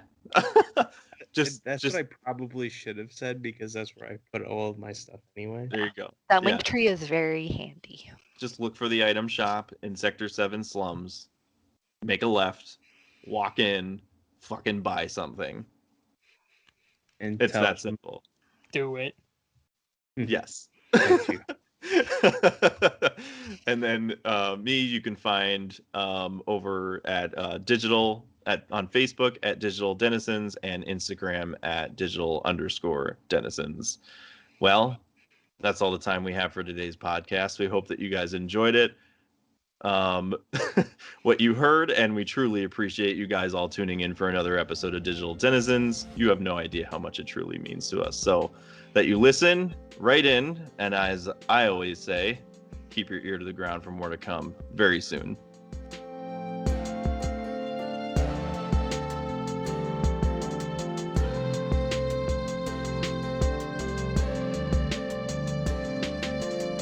You are listening to Digital Denizens. Gang signs, everybody. Stop throwing West. I don't know. Magic Craft. Clearly not.